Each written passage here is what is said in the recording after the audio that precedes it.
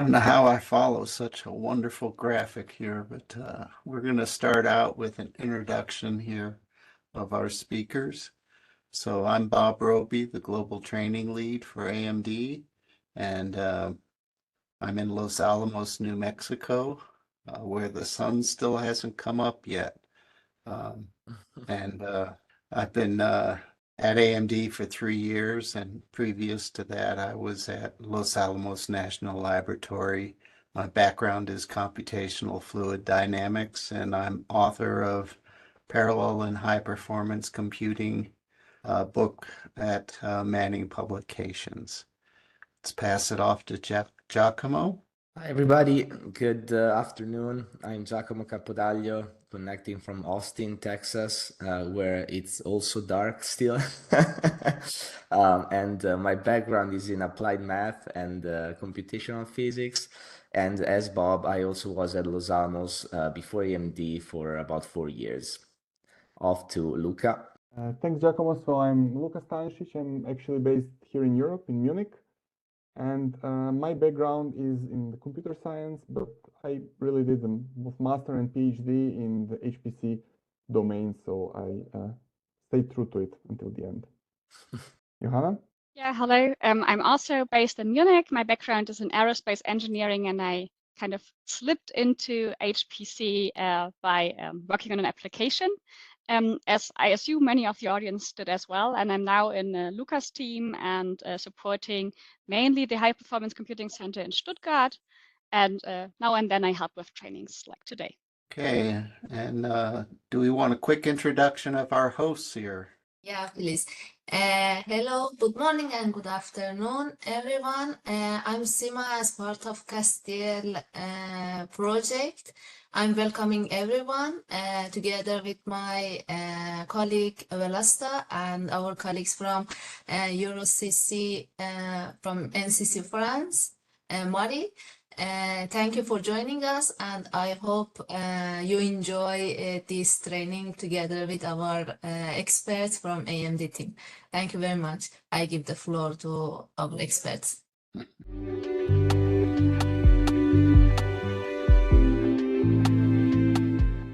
Okay, so I'm going to launch into the workshop introduction.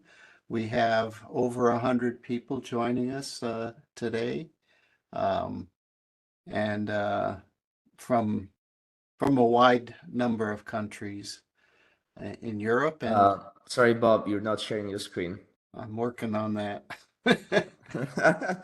Come on, it's early in the morning.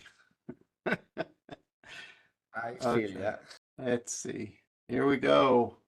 So we have participants from all over Europe and even outside of Europe today. So welcome everyone. And we'll start off with the workshop introduction. So we try to create a positive environment in these workshops and encourage questions. Even some of the simplest questions are quite often quite important.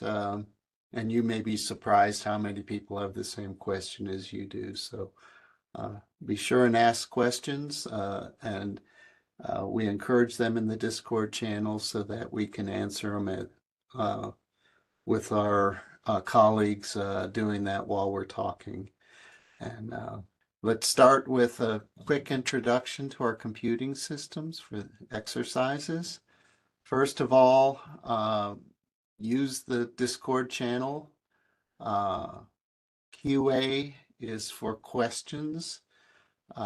General is for general comments on the present or on the training, and then we have the cloud resources for the keys or any other issues with the cloud resources. We try to keep it separate so that we don't clog up the main channels with the issues with keys. If you cannot get into Discord to ask a question about keys for access, you can email us at bob.robey@amd.com or giacomo.capodaglio@amd.com, and we'll help with that. It may take us a while to get those keys working because we're trying to do the presentations at the same time. So it's always a little bit of a juggling act at the start. So in the QA, if you can post your questions there, try to be clear and specific so that other people can understand the question you're asking. We do look back at those after the workshop to understand where we can improve the presentations and to understand what we could add. For account requests, you should have already done this. We may get some late registrations. We will do that when we get the opportunity, which may be in a day or two, as we prioritize getting the people who registered last week before the deadline. We try to get them working first. And the accounts will stay active for some time after the workshop. I don't know exactly how long. There is a scheduled downtime to move the system that is supposed to happen in November. It was supposed to be the first week. I'm not sure it will happen that quickly. Logging in, if you can use SSH with the username you've been sent and the system you're connecting to. Make sure you're on the system that you sent us the key for.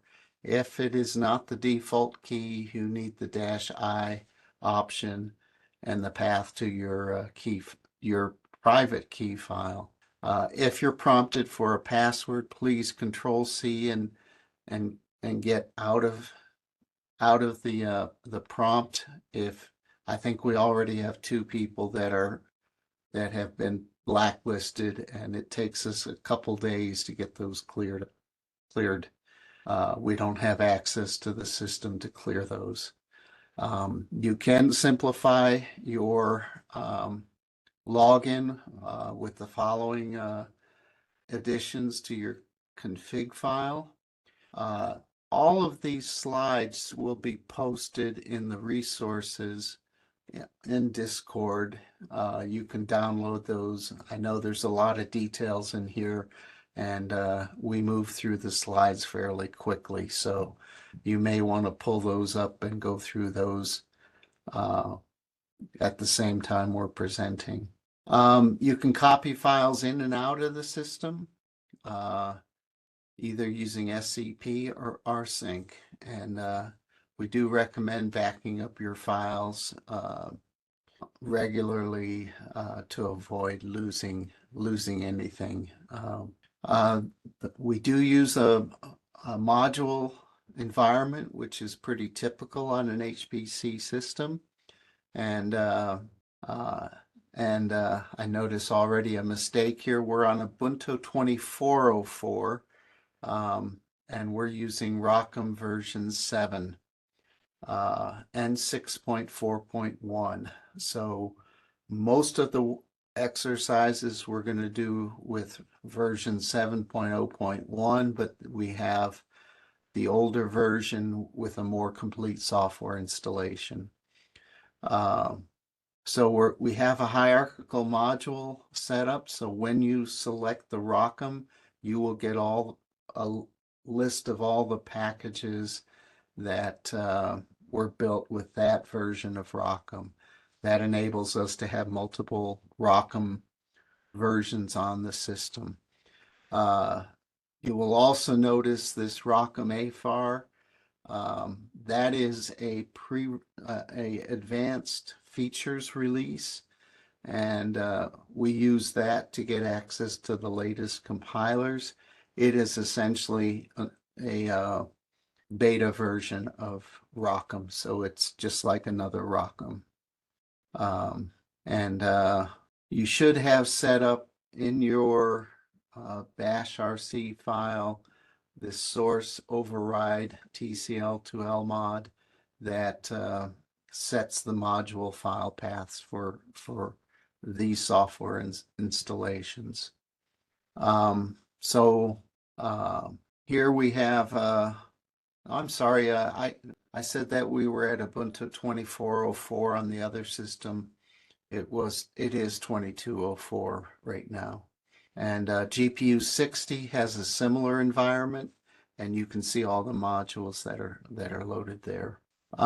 So when you load ROCm, you're going to get all the packages that go with it, and the ROCm installation includes a lot of other things with it. So when you load module load AMD Clang, you're going to get the compiler, and that will set your CC, FC, and other flags on the system.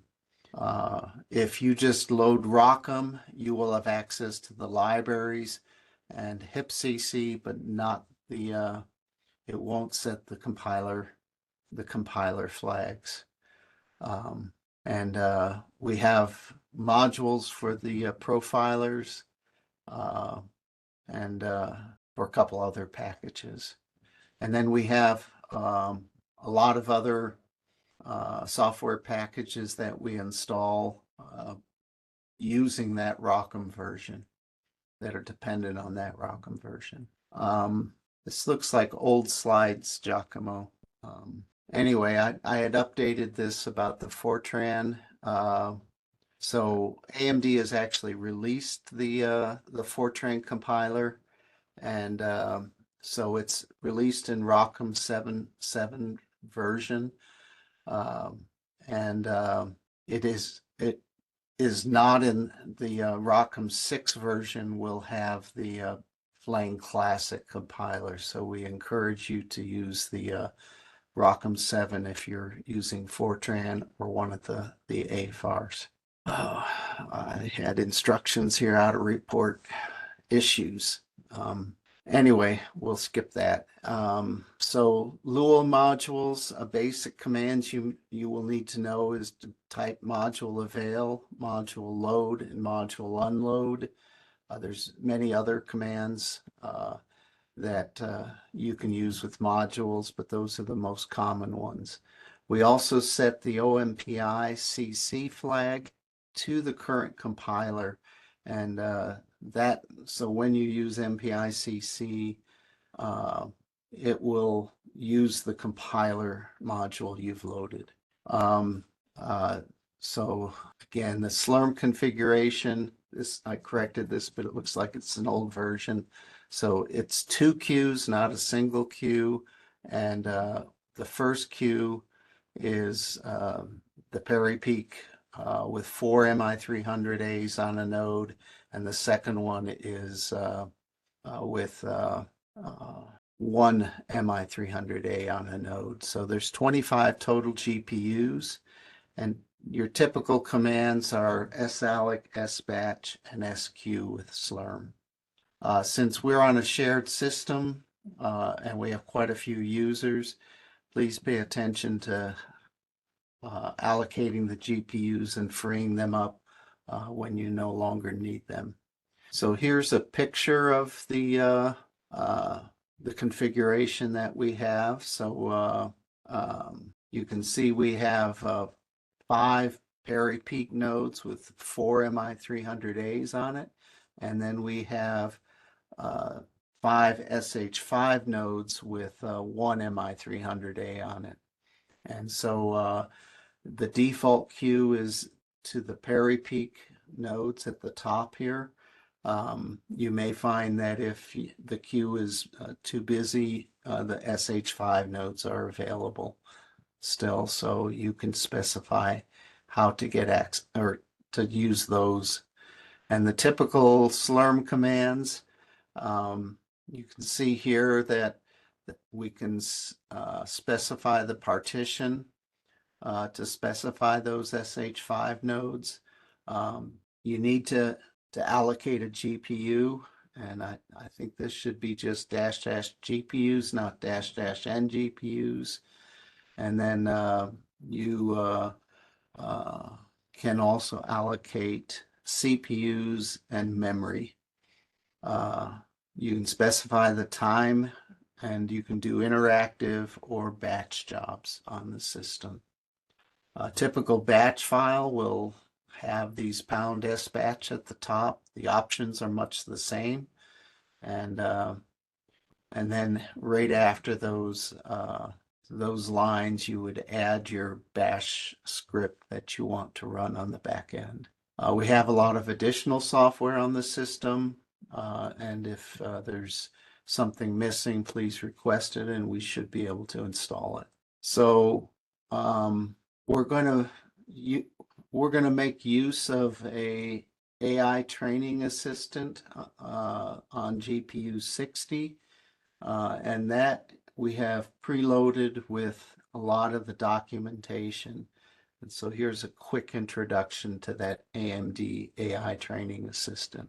So it's a large language model, which so it's been trained on the internet to be able to answer questions. So it's a little bit easier than a Google search or trying to look through documentation. But we've also added a whole lot of documents from our trainings, from the ROCm doc site, from some of our blog posts to serve as a more recent knowledge base for the tool.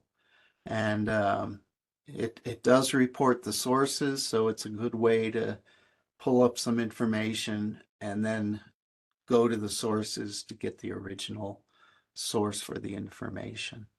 It does provide incorrect information at times, so don't take it as the absolute truth.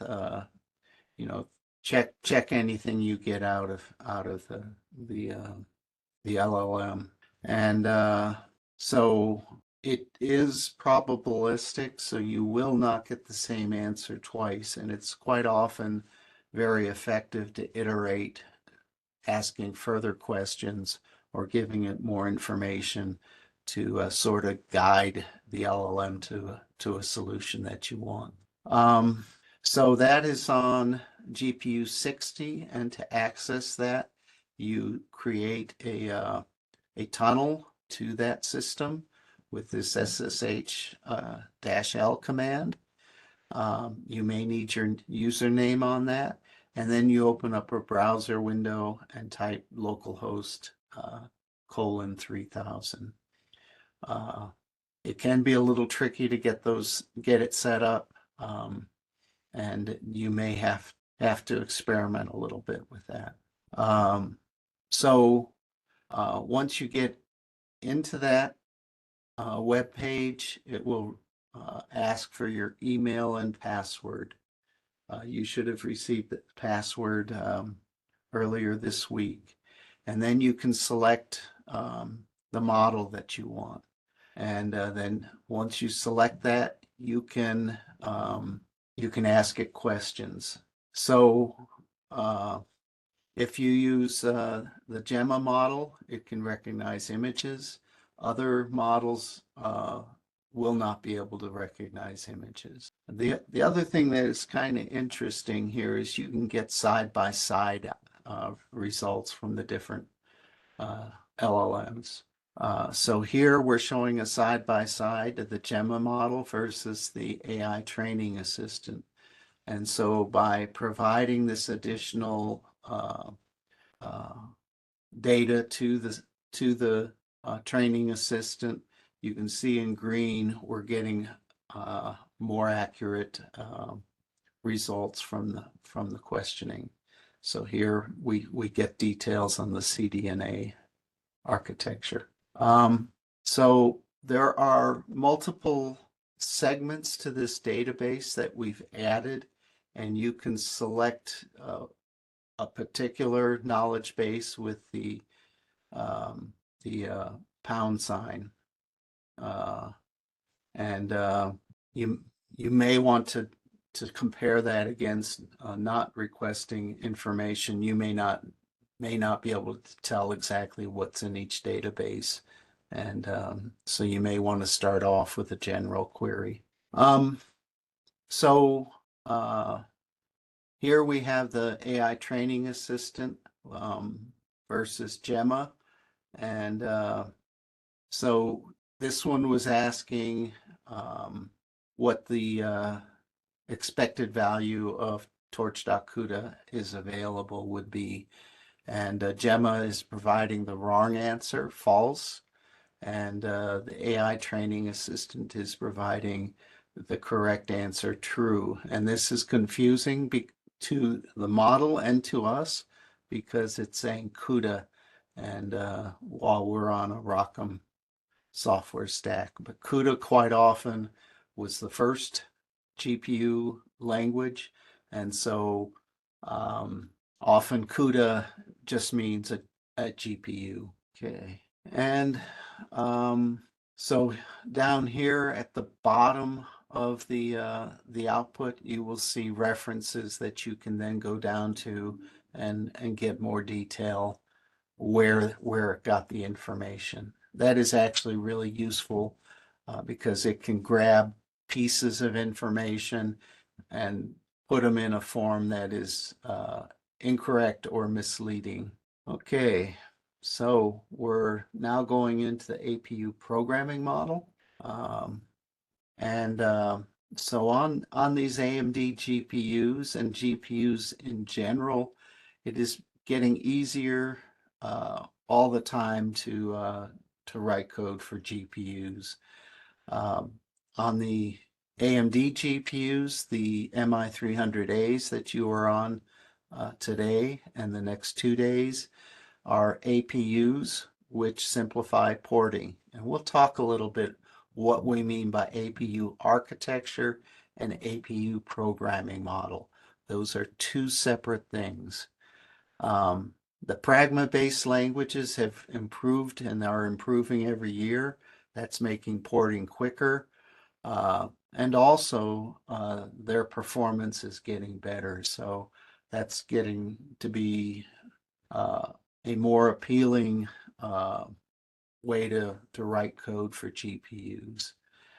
There are a lot of optimized libraries for the GPU. If possible, you should use those rather than trying to code to write your own code for common solver, FFTs, and other functions.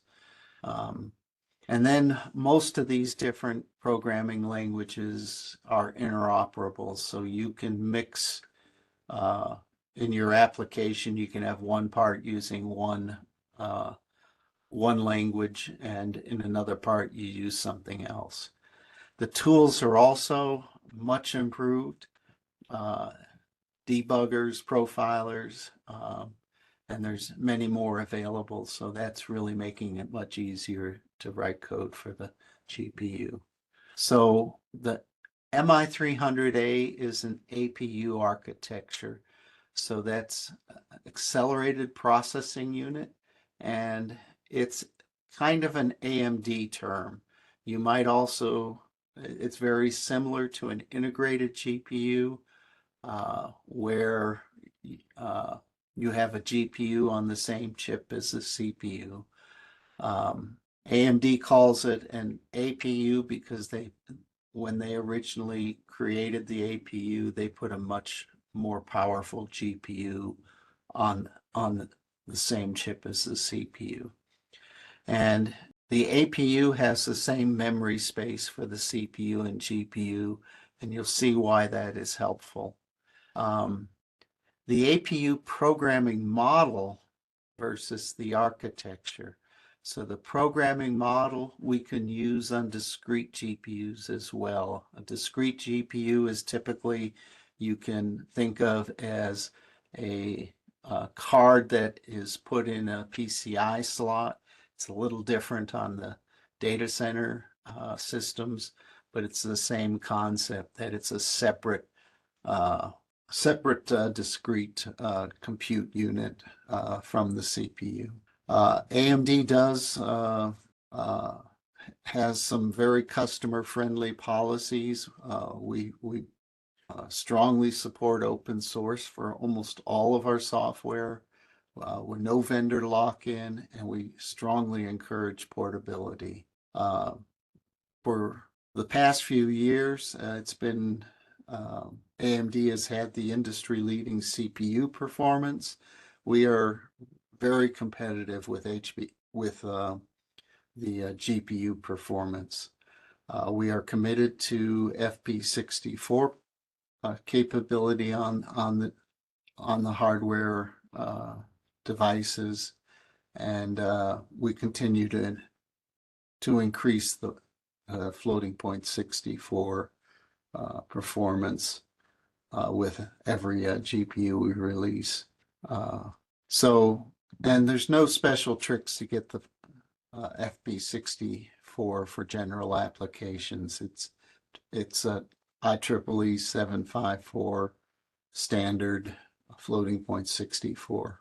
So let's look at a picture of what we mean by APU. So the simplest system you could think of as some compute device attached to some memory.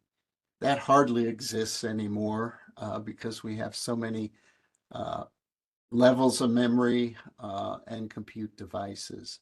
So we can have multiple memory available to our system with a single compute, or we could have multiple compute units accessing either one or multiple memories.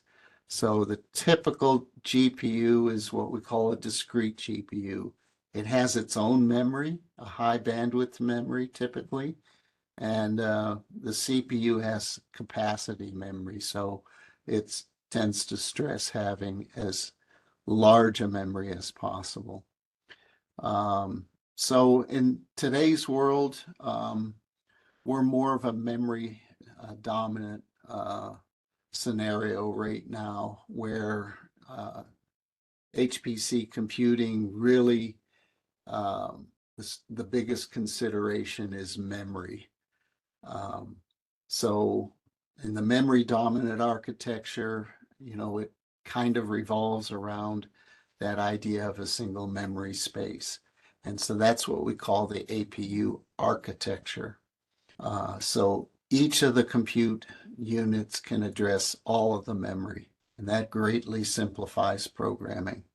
And how did we get there? Well, the integrated GPUs have actually been around for a while, but they have typically been on the CPU socket, which is a relatively small socket with limited power that you can provide for it in the commercial application. So in a CPU socket, you're expecting 140 watts, and in the GPU socket, 500, 700 watts is not unusual. So AMD pioneered this APU design a decade ago for their CPUs, and the idea was that with a single chip, you could provide laptops, workstations that were less expensive because it was all on one chip. What has happened in very recent years is the development of chiplets and the placing of these chiplets on a large silicon interposer on the form factor of a GPU. So now you have a lot more silicon space to work with. By having chiplets, you can quality check each chiplet individually, so you get your yield up. You don't have to get a whole, one piece of silicon to pass, large piece of silicon to pass all the tests. So that helps with yield. And here's a picture of what that looks like. So we have that silicon interposer, and with these vias that are going through pathways, going through the silicon interposer, through different layers of silicon. And so we basically have created a 2.5D or 3D chip instead of a 2D chip. And the HBM memory is also stacks of memory with vias going through it. And the HBM memory is typically 8 to 12 stacks of memory. And that's how they get their high bandwidth. They're accessing each of those 8 to 12 layers every cycle, and which really greatly improves bandwidth. So how did that come into products? Well, the first products for AMD were the MI200 series, where we saw 2 chiplets on a silicon interposer. And it gives us a very high compute to power ratio, really puts a lot of compute in a small space. And integrating it with the I/O subsystems, we get very fast data transfers. Moving on, and still we have MI250 series systems that are in the top 10 of the top 500 list, so they perform extremely well even today. The MI300 series is the follow-on, and here we can see down in the lower right, we can see some different looking chips, and those are the CPU chips. So we have 3 of the 4 quadrants with GPU compute dies, and then we have 3 CPU compute dies on the same silicon interposer. So they work very closely together. And the MI300X is all GPU GCDs on the system. So that's really an ideal system for AI workloads and extreme compute workloads, or if you've got all your work on the GPU and you don't have to go back and forth frequently between the CPU and the GPU. Now let's move on to the APU programming model. And so typically when we have these discrete GPUs, we have a host and a device. So the host being the CPU, it does a lot of the operating system functions and then passes the heavy workloads over to the device. And the device code will run there and utilize the many compute units there. It's a slightly simpler language, C-like syntax rather than C++ or Fortran. So you launch these, the device code in what we call kernels, and they're enqueued into streams. So you can have independent work streams on the GPU. You always have to, when you're working with any of these HPC systems, especially with shared memory, you really have to have a good idea of the memory model for the system. And that basically tells you when the memory is updated and synchronized so that you avoid race conditions or data hazards where memory is modified, but another compute unit is not getting that modified value. So that's a real important concept when you program these kind of systems. And one of the keys why AMD has been able to do the APU discrete architect or the APU architecture. So even on this discrete GPU, we have 2 memory spaces, but we can employ the operating system to move the memory for us. So in the Linux operating system, it will generate a page fault, and it gives us the opportunity, if we have the software engaged, to intercept that page fault and move the memory.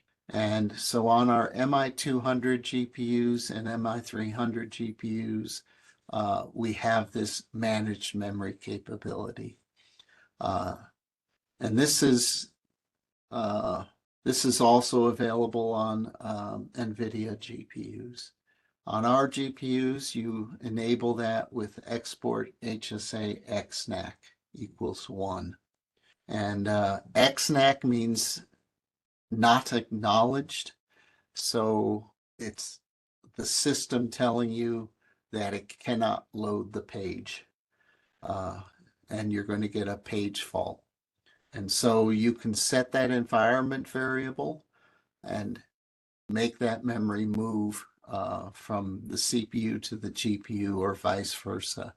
There are also other ways of setting that through the compiler flags or even when you boot the system. In general, we'll be using the environment variable for setting that capability. So moving on from that discrete GPU with 2 memory spaces, now we have the APU with a unified memory. And the thing that's so powerful about that unified memory is that we don't have to worry about where the memory resides. It's very hard to keep track of who has the current version of your variables of your data on the CPU and the GPU, but on the unified memory, it's all the same address. And that can be very, very powerful when you're porting a code to the GPU, because you can port loop by loop without worrying about moving the data back and forth. So the APU programming model with OpenMP, we've got this example on the left side of a CPU code with a parallel do statement. In the center is the equivalent code for the GPU with the target team's distribute parallel do directive. Target means to move to the GPU or to a device in general. And then you provide this map clause to tell it to map data from one device to another. And so it's still not incredibly hard to convert a simple loop from CPU to GPU, but it does get more complicated with complex codes. In the APU code, we add this one line at the top, unified shared memory, and that's going to tell the compiler that we have a single address space, and then we no longer need the map clause. And for HIP programming, we'll go into detail in the languages later. We're just trying to get the high-level view here. So for CPU code with HIP, we would start with a CPU code with some CPU function or loop. And for GPU, we got to create a memory copy for it. And so we've got now 2 memory allocations for each variable, one on the device and one on the host. And you notice the convention here with _H and _D to help us remember which one we are working with. And then you have to copy the memory in, run your GPU function, and then copy the memory out.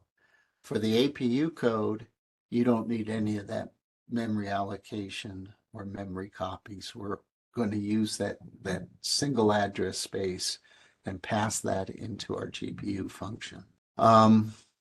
So other frameworks like Raja and Cocos, it's similar. You see the simplified code that we're just going to use this host memory in our Raja calls or our Cocos calls. On some programming models, you need to add a barrier to synchronize. And in Cocos, we see the fence call right after the parallel 4. In others, it synchronizes by default and waits at the end of the loop. Okay, so choices in programming languages, and we'll continue moving through this fairly fast.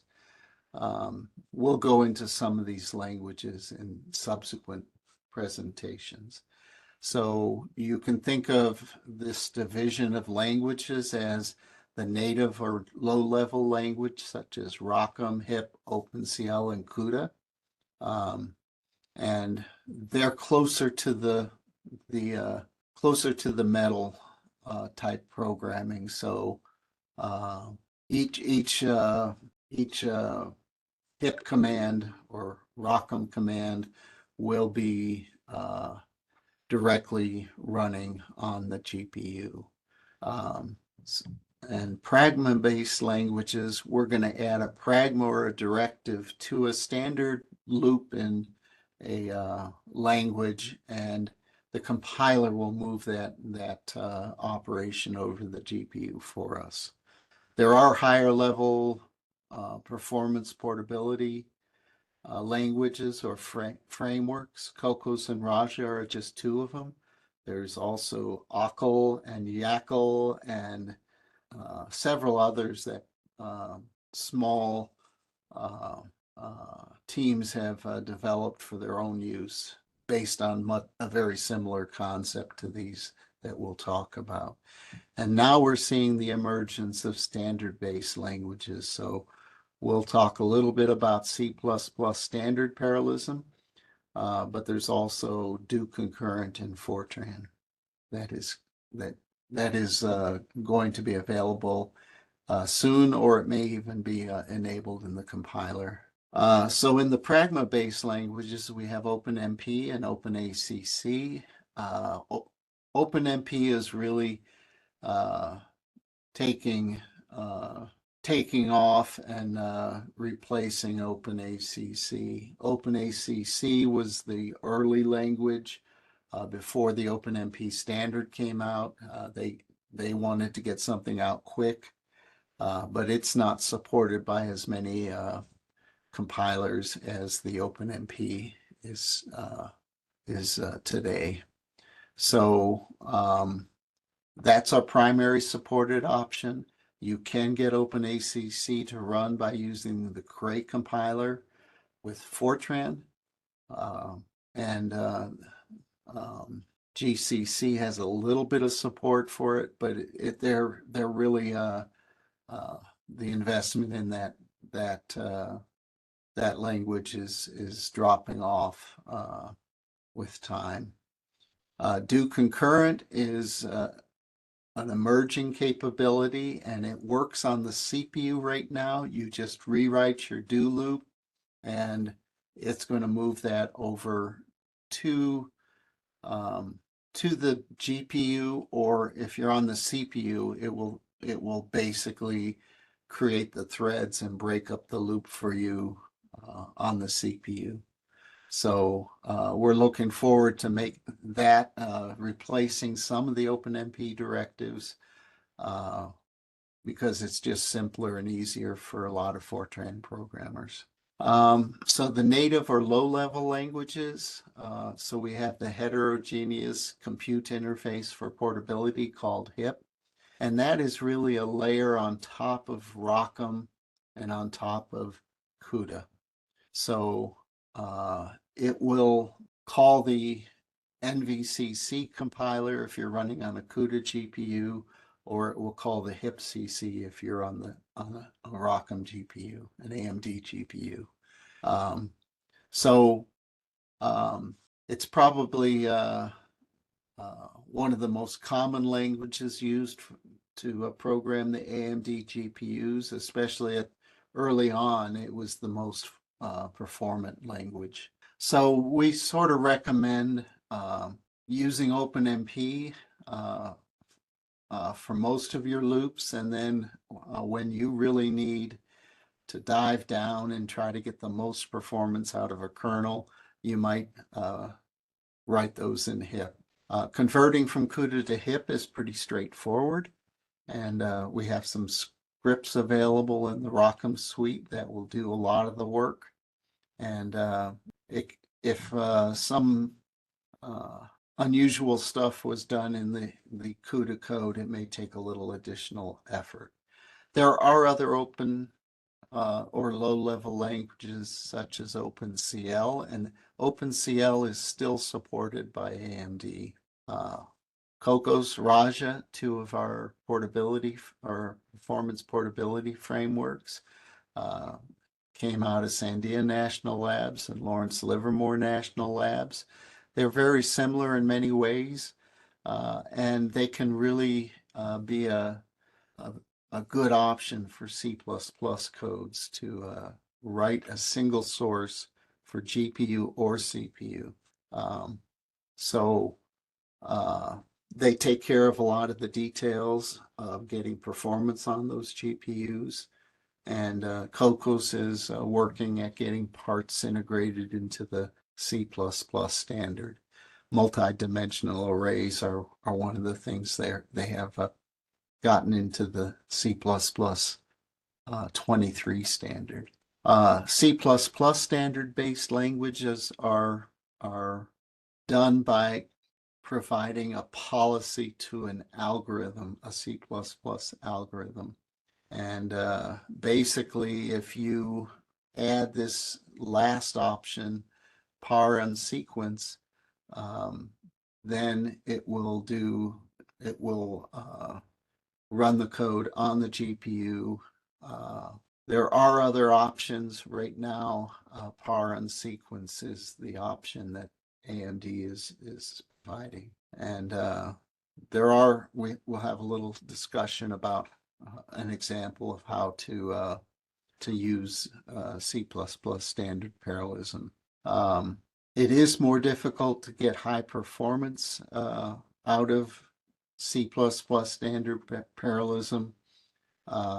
So it's probably most interesting for experimental use and for certain types of codes. So, but it is worth looking at and becoming familiar with. Okay. And then there's many other languages, SYCL, Julia, Python, and they may not get quite as high a priority of support, but the community has made real efforts to get them running on the AMD GPUs. AI, machine learning, most of those frameworks, the support is really very good, and most of those will run directly on the AMD systems. It may require some performance tuning, but the code should run with very little effort. So we have some hands-on exercises for this.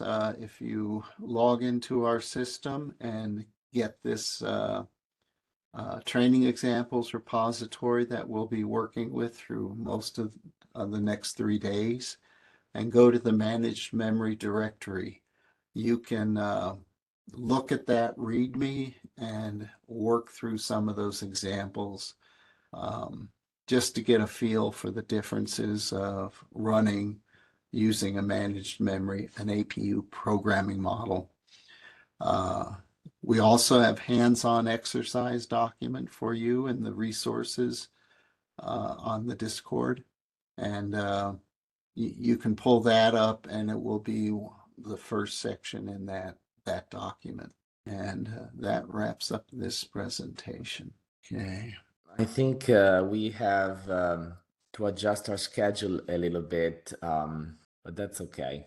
You had a lot to cover. Yeah, there was a little bit extra in there. Yeah. Okay, so we're running a little bit behind, so we're going to skip the exercises, and you can work on that on your own, and we'll go to the second talk here. So that will be Intro to HIP and ROCm, Giacomo, and that tends to be a longer presentation too, so we'll have to speed through it. And there's a few questions for you, Bob, in the chat. Okay. And I started addressing some of them, but feel free to dive in. I will start on that while you go ahead and move on with the presentations.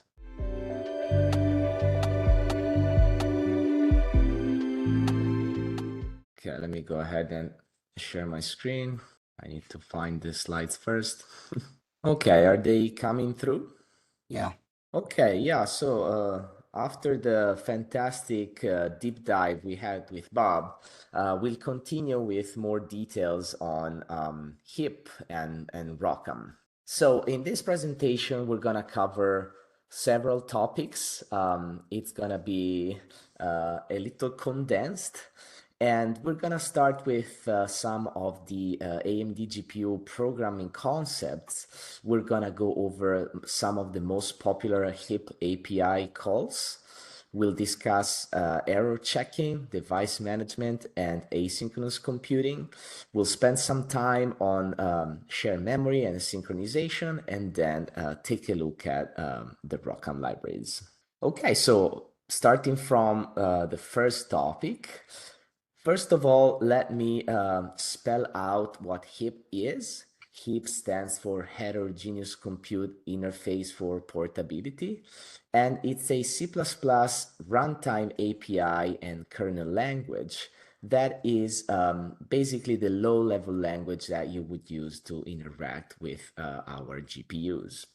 And the P in HIP, as I just said, stands for portability, because when you program your code with HIP, you will be able to run it both on our AMD GPUs as well as on the NVIDIA GPUs.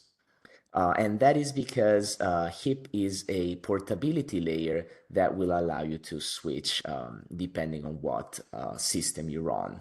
So if any of you is already familiar with CUDA, a lot of what I'm about to describe will sound very familiar. And here we have a little cheat sheet to help you navigate the differences in terminology concerning what I'm about to describe. But in case you have not used CUDA yet or HIP, what you should know at this point is that when you launch a GPU kernel with HIP, as well as with CUDA, you are also deploying a grid of threads. And the grid is just an organizational construct that doesn't really exist in the hardware. But it's important because you will be allowed to query some structures from that grid, and you will use that to execute your kernel, basically, as I'll show you in the next couple of slides. What you have to keep in mind at this point is that this grid can be one-dimensional, two-dimensional, or even three-dimensional. And each dimension is partitioned into blocks that are have the same size. So each block has the same number of threads. And block is mostly an NVIDIA terminology. At AMD, we refer to those blocks of threads as work groups. And sometimes threads are also called work items. What I want to show you next is a little example on how to query the global index of your thread within the grid. But before I do that, I should also mention that in terms of terminology, with NVIDIA, there is a term called warp, which refers to a chunk of 32 threads. And for AMD, the corresponding term is wavefront, which is a chunk of 64 threads instead of 32. So just to show you what I meant when I talked about querying the information from the grid, you see here we're considering a one-dimensional grid that has several blocks. Each block or work group is composed of 4 threads. And what we want to do is we want to get the global ID of this thread here. So the 4th thread in the block that has ID 2. And we want to do that because, as I said before, we're going to be using that information to execute our kernel, and specifically to access the entries of the arrays that we want to modify. So as you see here, we are considering a 1D grid. So you'll have the .x after these quantities in orange color, which means it's a 1D grid. The block IDX, for instance, is the ID in the grid of your work group. Thread ID X is the local index of your thread in its specific block. Block dim is the number of threads in the block. And grid dim is the number of blocks in the grid. So, you know, the naming grid dim may confuse you. You may think of dim as the dimension XYZ, but in this case, it's just the number of blocks in the grid. So if we want to get that global index of this fourth thread in block 2, we'll use this notation here, which to some of you may look a lot like when you are basically unrolling a matrix. So we'll have block dim X, which is 4, since we have 4 threads in each block. Block IDX is 2, since the index of that block is 2. And thread IDX is 3, because that's the local index of the thread within its block, that is 3. So we'll get 11 as a result. So that has global ID 11, and that's 11 because we're starting from 0. And this can be generalized to a 2D grid or a 3D grid. So if you have a 2D grid, for instance, then other than the dot X, you'll have also the dot Y quantities. Okay, so for what concerns the API calls here in this slide, I'm showing you what we believe are the most popular, or at least the ones that you'll most likely need at the very beginning. You don't have to memorize these. These are just here for your reference, and we're gonna actually discuss most of these in this presentation. Okay, so in this slide here, we are showing you an example of what defining and launching a kernel could be using HIP, considering the case of a discrete GPU, so separate memory space for CPU and GPU. And you see here that we are starting with the definition of the kernel here. So multiply, basically we'll get an array and multiply all its entries by 2. See here that we're using ID as we did before, and that's what we use to enter the entries of A. So A will be addressed with this global thread ID. So that's why we need that, because the threads are those that are performing the work for us.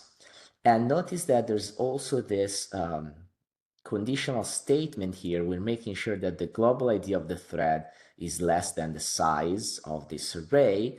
And this is because when we deploy our grid, we want to make sure that we have enough threads to be able to access all the entries of A, but we may have more. And in that case, we just need to guard this line here to not go out of bounds. Notice that the kernel has a void return value, so it doesn't return anything, and it's declared as global. So when we go down to the main, this is for a discrete GPU. So we're gonna allocate and initialize on the host. This H_A is on the host with malloc. Then we're gonna do a similar procedure on the device using the HIP API. So HIP malloc will allocate memory on the GPU. And then HIP memcopy is a copy between host and device, which means CPU and GPU, that can be on either direction. So in this case, we initialized on the host, so we're copying from the host to device. These two lines here are important because these are where you define your grid of threads. You are selecting 256 and as the number of threads in your block. And then notice that to define the number of blocks in the grid or work groups in the grid, we are using n, which is the size of the array, and that's so that we have enough threads to access the array. Then you launch the kernel with the usual triple chevron syntax. We also have another syntax that works, which is older, which is a heap launch kernel GGL that you'll see in the last presentation of today. They both work. You may be more familiar with the triple chevron because it's also what's used in CUDA. And after the execution, then you'll have the mem copy back from device to host. So there's two optional arguments that are important to be aware of when you launch your kernel. We just saw the blocks in the grid and the threads per block, but there's also the bytes of shared memory that you can specify at launch time, and also something called the stream ID, which I'll tell you more about in just a second. We'll see this in the last presentation in a little bit more detail, but at this point, it's important to keep in mind that there is a mapping between the software and the hardware, and specifically considering your hardware, the compute unit, which is inside your GPU, and there's actually a lot depending on your specific GPU. You can verify how many you have using ROCm info, but there's multiple compute units in your GPU, and this is just a snapshot of how a compute unit normally looks like for our GPUs. You have the local data share or local data store, LDS. You have the scalar general purpose registers, SGPRs, the vector registers, the VGPRs. You have the cache, and at this point is important to spell out that there is something special about threads that are within the same work group. In fact, they execute on the same CU and in chunks of 64. So that magic number that we talked about before, the wavefront, which is a chunk of 64 threads, is relevant because that's how the threads execute on your CU. And threads in the same block also share LDS and L1 cache, which is important because LDS has a very high bandwidth, and so you can leverage that in your programming of your kernel to basically accelerate the transfer of data and therefore have a faster kernel. And threads in the same block or workgroup can also synchronize. Yeah, so something important about GPUs is that anytime a wavefront stalls, so maybe it has to wait for some data to get there, the CUs can quickly context switch to another wavefront to hide the latency. And that's actually something that we'll see in the last presentation of today. But for that, you need to have enough work on your GPU to leverage this. Okay, so in terms of error checking, the thing to keep in mind is that there are two main types of errors that you can check for. Errors returned to, from your API calls, and also errors that are associated with the heap kernels, which are divided into synchronous errors that are related to the launch, or asynchronous errors that are related to the execution. So for what concerns checking errors coming from the API, what we suggest is that you create this macro here, and then basically enclose each of your API calls with this macro. And if you look at our examples in the training examples repo, you'll see that in many of our examples with heap, we're doing this. So you can take a look there and do the same if you want. And whenever the call is going to return an error, then you'll get this message printed that will tell you basically what the error is, where it is, and so on. For what concerns kernels, as we've said, kernels don't have a return value, so we have to kind of proceed in a two-step fashion here. So after you have launched the kernel, you can call this heap get less error that you can use to check the synchronous errors.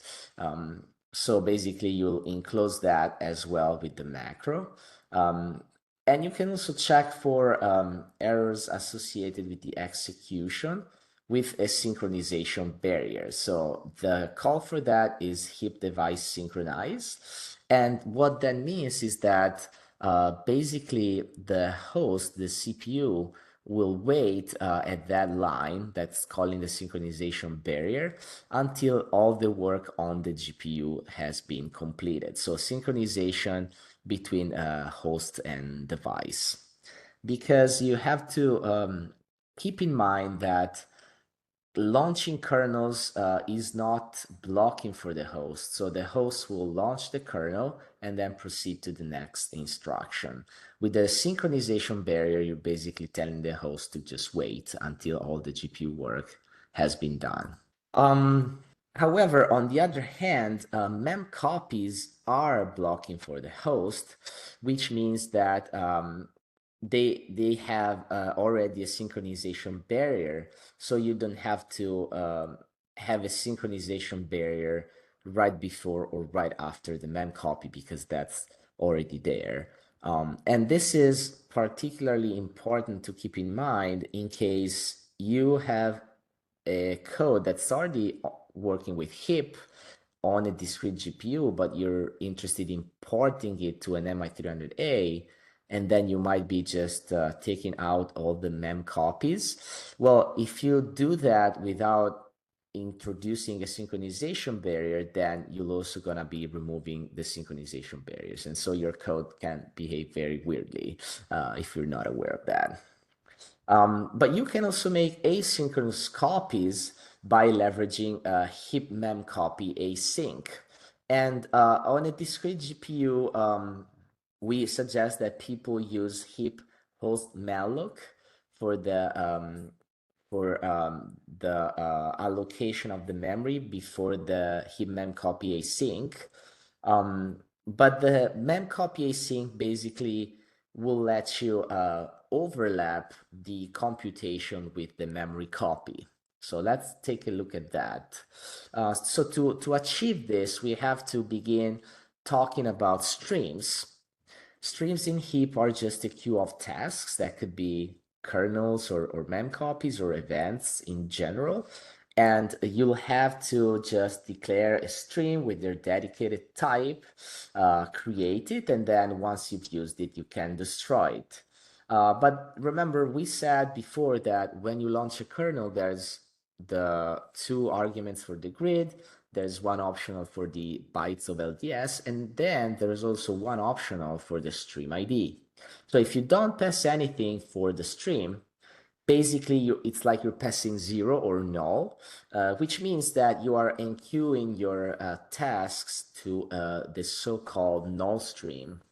And the null stream is special because no task on the null stream will begin until all previously enqueued tasks in all other streams have been completed. So that's where all the blocking calls like heap mem copy will sit. So the idea here is that if you don't supply a stream that's not the null stream, then you'll end up in a situation like this one, basically. So going back to my double negation, if you supply the null stream, you'll end up in a situation like this, where basically your tasks are enqueued in the stream in the order they're received. But the idea is to have separate streams so that each one of those kernels can land on a different stream, and therefore you can have overlapping like it's shown here. So we can take it even further because AMD GPUs have separate engines for mem copies and compute kernels. So the idea now is to use streams to overlap computation and copy. So we're gonna be using 3 different streams. Stream 1 we're gonna give to the first mem copy, then to the first kernel, and then to the first of the second batch of the mem copies, and see that what we obtain, the result is that those 3 get enqueued on the same stream, the next three on the next one, and so on. And so we can leverage the additional parallelism that we can get by, in this case, overlapping computation and mem copies. And there's no special tricks you have to do to achieve this with AMD GPUs. So for what concerns shared memory and synchronization, we've already talked about the hard synchronization point, which is the heap device synchronize, but you can actually also synchronize the host with just a specific stream. And you can do that with heap stream synchronize, and then you would provide the stream you want to synchronize with. You can manage the device, so you can get information on the device, how many devices you have, and then you can set on what device you want to compute. That's done with heap set device. But you can also do this at runtime, for instance, with rocker visible devices or heap visible devices, where you're going to supply the ID of the device you want as an environment variable, basically. For what concerns the function qualifiers, I'm not going to spend too much time on this, but basically this will tell you what functions can be called from where, basically. So some function you'll be able to call from GPU code, and others you will not. And this is the details. I'm gonna move to the next one now.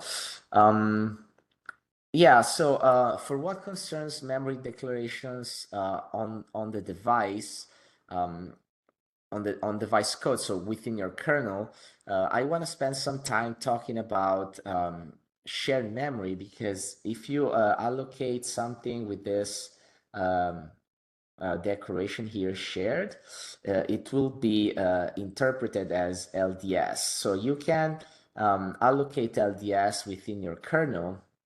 And the useful part of that is that it's accessible by all threads in the same block, and it has a lot of bandwidth. So it's a lot faster than just global memory. So you can use that in your kernel and leverage it to have your kernel go faster.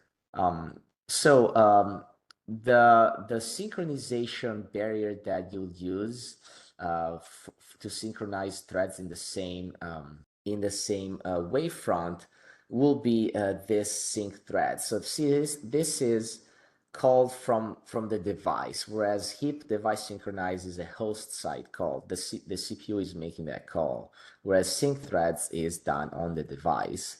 And you can use it, as I said, to have all threads wait at that point before they continue, so that you don't incur into race conditions. So in this case here, we have a kernel that's basically reversing the order of the entries in an array. And it's doing that by using a temporary array, which is allocated as shared memory, where the entries are basically copied, and then that is used to reverse the order. So the synchronization there is to have the threads wait until each of them has done the copy, and then the order can be reversed. Okay, so going down to the libraries, I'm sure most of you, or at least some of you, have heard about HeapBlast or ROCblast, for instance, or are working with cuBlast. But this little cartoon here is intended to show you that for most of the most popular CUDA libraries, there is an AMD equivalent. And in general, it goes like there's both HeapBlast. Well, there is both heap name of the library and rock name of the library. That's usually how it is. And the idea is that you should use the one that starts with heap. So in this case, HeapBlast, if you want portability. If you already know you're going to be running exclusively on AMD, then you should use the one that starts with rock. So in general, this is what happens. So you have both the heap and the rock, but there are cases where actually this is not true, such as for cuBlast LT, for which only HeapBlast LT exists on our end, and for thrust, for which only rock thrust exists and not heap thrust.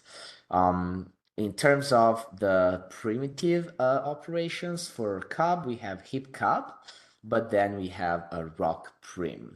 And for what concerns the math libraries, the offering from our side mostly matches what's available with CUDA. So for instance, we have hip spars and rock spars, or hip FFT and rock FFT that correspond to cuSPARS and cuFFT respectively. And for what concerns the AI libraries, we have MIOpen that corresponds to cuDNN, and RICO that is a fork of Nickel for the collectives. Yeah, so once you have ROCm installed, you can get information on, for instance, the number of compute units, the maximum number of waves you can have on a compute unit, and other information with ROCm info. Whereas ROCm SMI will tell you details on the status of your GPU, such as utilization, temperature, power, and so on. So we have exercises in our repo that are under the HIP directory. There's a lot of them. But before we move into that, let me just mention something about porting your code to HIP. So for a while, this presentation was intended to show how to port from CUDA to HIP, and that's actually what I'm going to be talking about the most. But we've seen that lately it's becoming relevant to also discuss how to port from Python to HIP. So keep that in mind throughout this presentation. And whereas we don't have any official tool that does that, we've seen that LLMs are actually quite helpful for that, and you have one you can interact with during this event. Okay, so for what concerns the tools that we provide, there's a couple that I want to mention. One is the Hipify tools that basically will convert your CUDA calls into HIP calls. And then there's the header interception layer, which we call Hipifly, that basically will swap the CUDA calls with HIP calls on the fly without you having to create two source codes, basically. And for what concerns the Hipify tools, there's two main ones, the Hipify Perl, which is the simplest, and it's good for a quick scan of your project. That basically, even though it's not exactly what it does, the result kind of looks like a string replacement where CUDA becomes HIP. And you have also what we call Hipify Clang, which is more robust, will generate warnings and messages for you. It's higher quality, but you'll have to use it as if you're using Clang. So you'll have to, the use of this is just a little bit more involved than Hipify Perl. As you can see here with Hipify Perl, which just sits in the bin of your ROCm installation, you can just do Hipify Perl, then give the CUDA file as input, and then just pipe it to a new file, which will have HIP calls. For Hipify Clang, this is an example here. You see you're going to have to supply the include files, similar to what you would do with Clang. These are just some success stories of codes that have ported to HIP with their associated porting time. You can see that it varies from just an afternoon to a few weeks, and that depends a lot, as you can already tell, on the specifics of the code, what type of CUDA calls they have, how complicated it is, how modular. But in general, if it's fairly straightforward with CUDA, then it will be quick to port. If not, then it's just going to take a little bit more work, but eventually it'll happen. And there's also some recursive directory tools here that basically will call the Hipify tools that I've shown you on all the files in a certain directory when you use this script. Okay, so when you heapify, you have to look out for hard-coded warp size. So if that was hard-coded to 32, as it would be for NVIDIA, then you have to either create a define or just be careful and change that, to 64. Something can't be handled, such as inline PTX assembly or CUDA intrinsics. And it may be possible that some CUDA functions don't have a corresponding heap implementation. So these are a few things to be aware of when you port. For what concerns the heapify, as I said, you will be using an include file that swaps on the fly your CUDA calls with heap calls. And the reason why several sites like this approach is that it lets them keep a single source, so they can just keep their CUDA code and maintain that without having to generate a heap version. And that you can tell, I mean, if it's a big code, it quite simplifies the maintenance, which is good. But you have to be careful because this approach only works if there's a one-to-one correspondence between the CUDA calls that you have and the ones that are available in the heap. Yeah, so the beauty of heap also extends to the build system. So you can create a portable build system that through your heap implementation will let you run on AMD or NVIDIA GPUs. And I'll show you both the makefile and the CMake lists, spending more time on the makefile since it's simpler here. But you see, the idea is to define this heap platform that you'll specify at compile time, and it's defaulted to AMD here. But if you set that to NVIDIA, then it's important to notice that, well, you'll specify the language as CUDA as your compiler flag for HPC, which is the heap compiler. And then you'll still have to pass the include path for ROCm.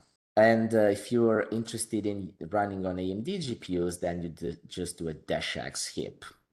So when it's time to run, you'll set your compiler to our clan compilers. And if you just want to run with AMD GPUs, then you just load the ROCm module and you're set. If you're interested in using an NVIDIA GPU, you still need to load ROCm because you need to set the ROCm path and leverage the heap portability layer. And then, as I showed you before, you'll have to specify the heap platform to be NVIDIA. With the CMake is more complex, unfortunately, but the idea is the same. I'm not going to spend too much time on it. Just notice that with CMake, you can use this enable language that you can set to heap or CUDA. And there's a little more details here that I'm going to skip. For what concerns when you use it, the idea is the same as what you've seen before. You still need to load ROCm, even if you're running on NVIDIA. And then you'll have to supply the kind of GPU runtime that you want to select that has to match the GPU you want to target. So something that's useful from this slide is this line here, which says find the GFX model with ROCm info. So with this line here, with ROCm info, you will get the GFX architecture of your GPU, so you don't have to memorize which one is which. For MI300A is GFX 942, as well as for 300X. For the 200 series is GFX 90A. But we remember this because we work with it every day. If you don't have to remember if you just use this line. Okay, so yeah. So last thing before giving it back to Johanna, in terms of Fortran, there's no equivalent of CUDA Fortran with heap. So the idea is to basically manually port your CUDA Fortran code to heap kernels. And then you're going to wrap those kernels into a function that will launch it for you. and then you'll call that function from Fortran using the ISOC bindings. There is actually something that's already available for you, which is called HipFort, that provides the necessary interfaces to call the most popular math libraries, HIP libraries from Fortran. So the interface is already provided to you with HipFort. Obviously, if you have custom kernels, then you're gonna have to do it by yourself. Okay, so we have exercises also for the Hippify and Hippifly and HipFort topics. So you're gonna have some time now to play with those and have a little fun. And the next talk up will be Johanna. Thanks, everybody. That was very good, Giacomo. I can't believe you made up the time. So we got Thanks. 15 minutes for exercises, and while you're getting on the system and trying it out, we're going to be trying to resolve some of the SSH login issues. We have quite a few of them, so it's going to take us a while, and we may not get some of them done until tomorrow. We'll work through them one by one. But do keep putting them in the cloud resources channel, and we'll work on them. Any questions from the presentation? I don't see anything in the QA. Yeah, I think attendees cannot unmute, so please drop them on Discord and we'll get to you. And I'd like to make a special request on if you are having difficulties with SSH keys, can you please give us more information than I can't log on? It helps if we know your username. We got 140 people on our user list, so it can be very difficult to even track down what information you sent us and what your username is. So if you can give us that information, the command you're trying to use, and preferably the -VV option to get a verbose output when you're trying to log in, it would help us resolve these much, much faster. Yeah, and I feel you because this morning when I woke up, my brain asked me for a password and I didn't have it. Still don't have it. So I understand the struggle. Yeah. And we did not add anybody else until after, I think, Thursday last week. It takes us several days to get these reformatted and ready to load onto the system to create accounts. So it's not something we can do quickly. If we had just one, it would be quick. With this many, it takes a while. There's a question about what is the reason for having a wavefront of 64 threads instead of 32, I think they meant in the question. Yeah. I don't know honestly why. I think you know, Bob. I don't know. It's just particular to the 200 and the 300 series GPUs. The workstation GPUs actually have a 32 thread wavefront, so I'll see if I can dig up any particular reason, but I think it was because of the hardware. Yeah, thank you, Lucas.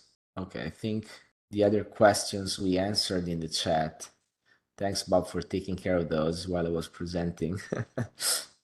Yeah, Leonidas asked about Vulkan.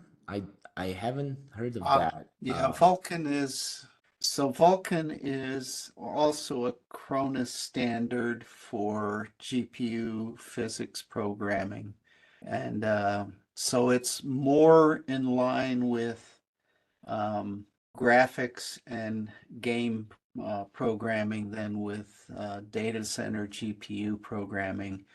That doesn't mean it can't be used. It's just that's what its target was for. And then Patrick is asking, I think, Bob, this is a question that you can answer. I know what I can say, what I'm allowed to say, but what is the future of APU at AMD? I've heard the future relies more on discrete GPUs, not sharing memory with the CPU. What Yeah, can we say? yeah, there will be an APU, but that will be somewhat the same, but also different. So, and the design has not been finalized or released yet. The APU programming model is supported on all the GPUs, but the APU architecture, you'll have to wait and see what the next generation hardware release specifies. Okay. Okay, I've added a bunch of the SSH key issues to our spreadsheet, and if we can divide those up, Giacomo, maybe we can make some progress. It takes us a while for each one of them. There's a question that says, in the first presentation, it has been mentioned that AMD plans to continue supporting OpenCL, as there is the possibility that at some point its support could be dropped. um, I, I am not aware of any plans of dropping support for OpenCL. Yeah, I don't think there's any plans to drop support for OpenCL, and it actually, from the reports I've heard, it works quite well. And I did a lot of OpenCL programming on the earlier ATI and GPUs that AMD bought out. So OpenCL works and works well. It is not a primary support target for AMD right now, just because of resources. I don't think we'll see it disappear. What might happen is it doesn't get the additions for new OpenCL standard when those come out. All right. So there's a good question about OpenCL being cross-platform. Why do you need HIP? The problem with OpenCL is that many of the vendors only implemented OpenCL for their hardware, and did not upgrade OpenCL to later OpenCL standards, which kind of killed using the newer features in OpenCL. I think we lost Bob. You lost me. No, we can hear you, Bob. Okay. So, for example, Intel only did OpenCL for the Knights Landing. NVIDIA did not upgrade their OpenCL to later versions, and that made OpenCL not as portable. The problem also with OpenCL is it's a little bit on the verbose side, so it's a lot more lines of code for it. It is used quite heavily as the lower level language for some packages, but HIP was developed because you could take CUDA code and port it to the AMD GPU, which allowed AMD to take existing code and quickly get it running on AMD GPUs. Whereas if it had to be translated to OpenCL, that would have taken a lot longer. I think I had been momentarily kicked out of the meeting. My Wi-Fi, I think, had a bit of a drop. Okay, so I felt lonely. So I think we have on the schedule a 30-minute break right now. And I think Yeah. that will let Giacomo get some more coffee. He definitely needs it. Oh yeah. I haven't had any yet. Oh, So- geez. So we raise a cup. Thank you, Bob. Thank you, Sima. Is that a different cup, Sima? It is a different cup. Can you smell the coffee? Okay, so we'll keep looking at Discord. Looks like we were able to get most of the people on, but keep those questions coming and keep those debug questions coming as well. We'll see you at 3:15. Yeah. 3:15. We get Johanna added to panelists. Johanna, I think Yeah, we're she's waiting not. for Yeah. her to get promoted to a panelist. Seema, can you promote Johanna? There we go. Thank you. Hello. I tried to be early, but I wasn't promoted to panelist, so I was not able to share. So you have another minute until I've set things up here. Yeah. I also have to close all my chat messengers where I try to ping someone to get promotion. It's just that I'm not interrupted. And now I'm hopefully allowed to share. No rush, no rush. Wait a second. WebEx does it differently. I first have to go to presenters mode and then I can share my other screen. So I hope you can see this now. Beautiful. Yeah. Okay, and the slides also switch back and forth. It's not Try stuck one in more the time, please. because I had it Yeah. last time that I was talking to slides, no one else was able to see. Okay, so I'm hopefully set up for the presentation. Take it away. Yeah. Floor is Everyone else yours. is back, I hope. So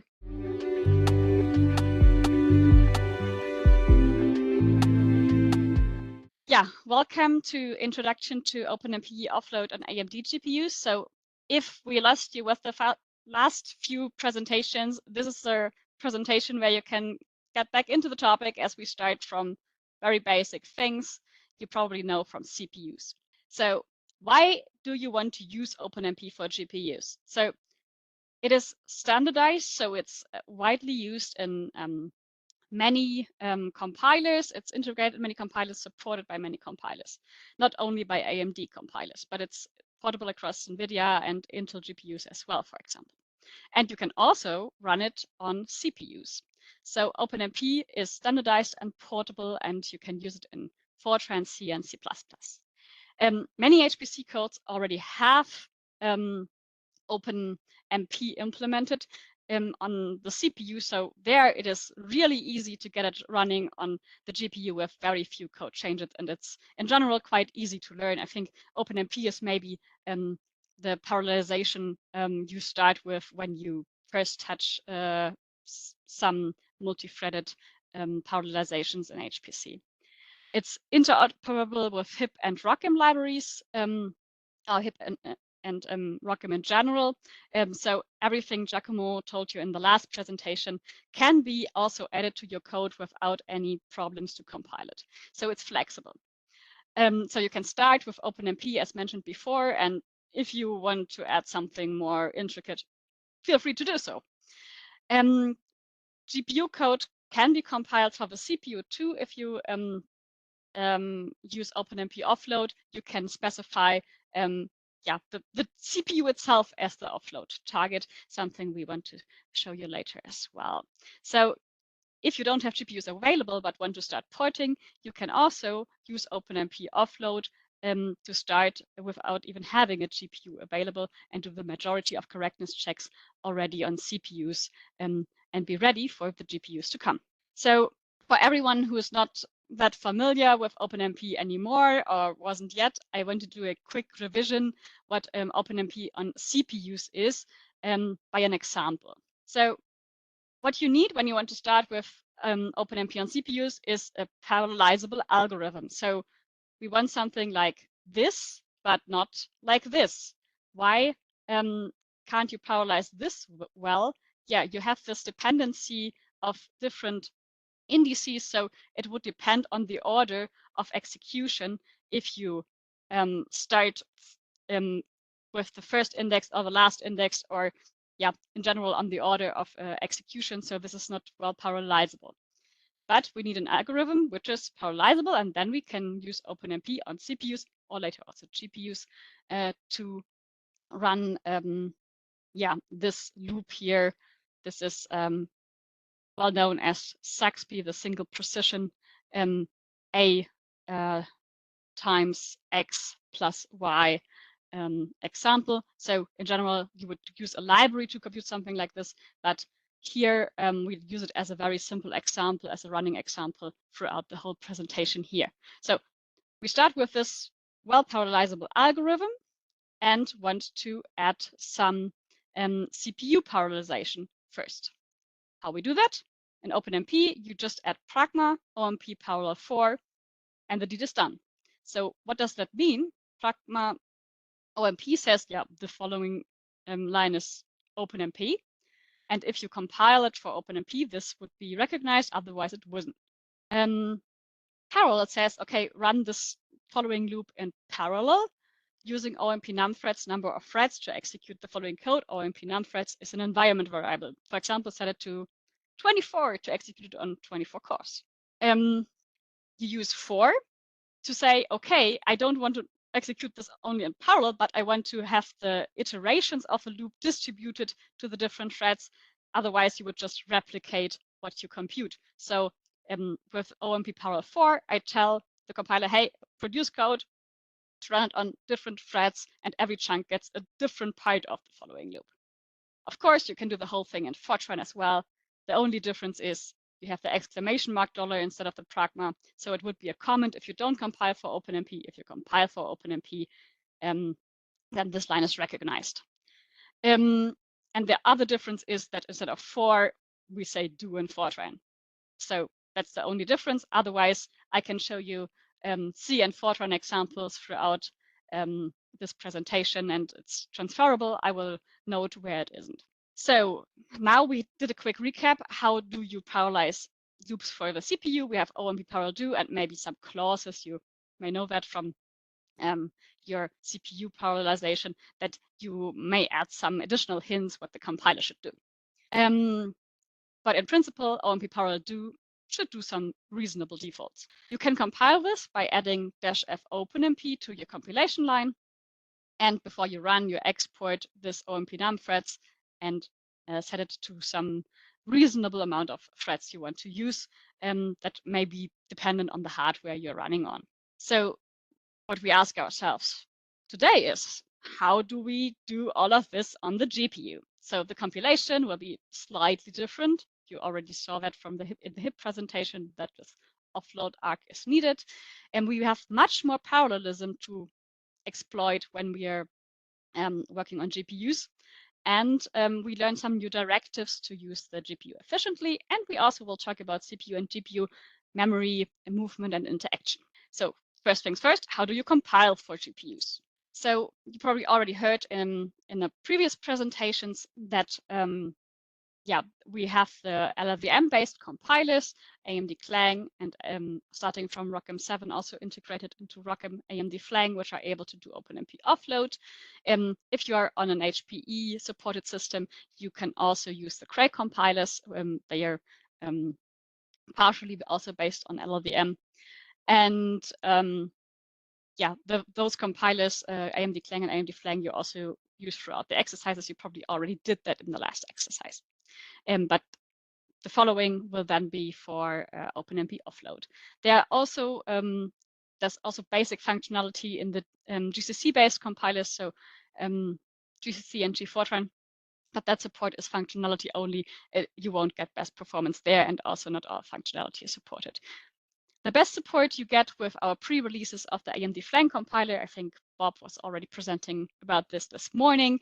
If you want to download the pre-releases yourself, that they are also posted on the AMD Infinity Hub. You can find that through Google or directly go to the download page. I also put the link in here. So in case you want to have the latest and greatest, every few weeks we post a beta release of this AMD Flang compiler, which is much ahead of the recent ROCm release. And especially as the compiler is very new, you usually see the latest and greatest features in this beta release, and it will have much better performance than the one we had half a year ago, for example, or also what you see to date at in ROCm 7, as the beta releases will be yeah, merged into ROCm at a later time. So enabling the OpenMP compilation on AMD hardware, that's basically the same as for HIP. You add the offload arc and choose the respective Instinct series G of X Or you can also compile for the CPU with using this flag instead of the offload architecture.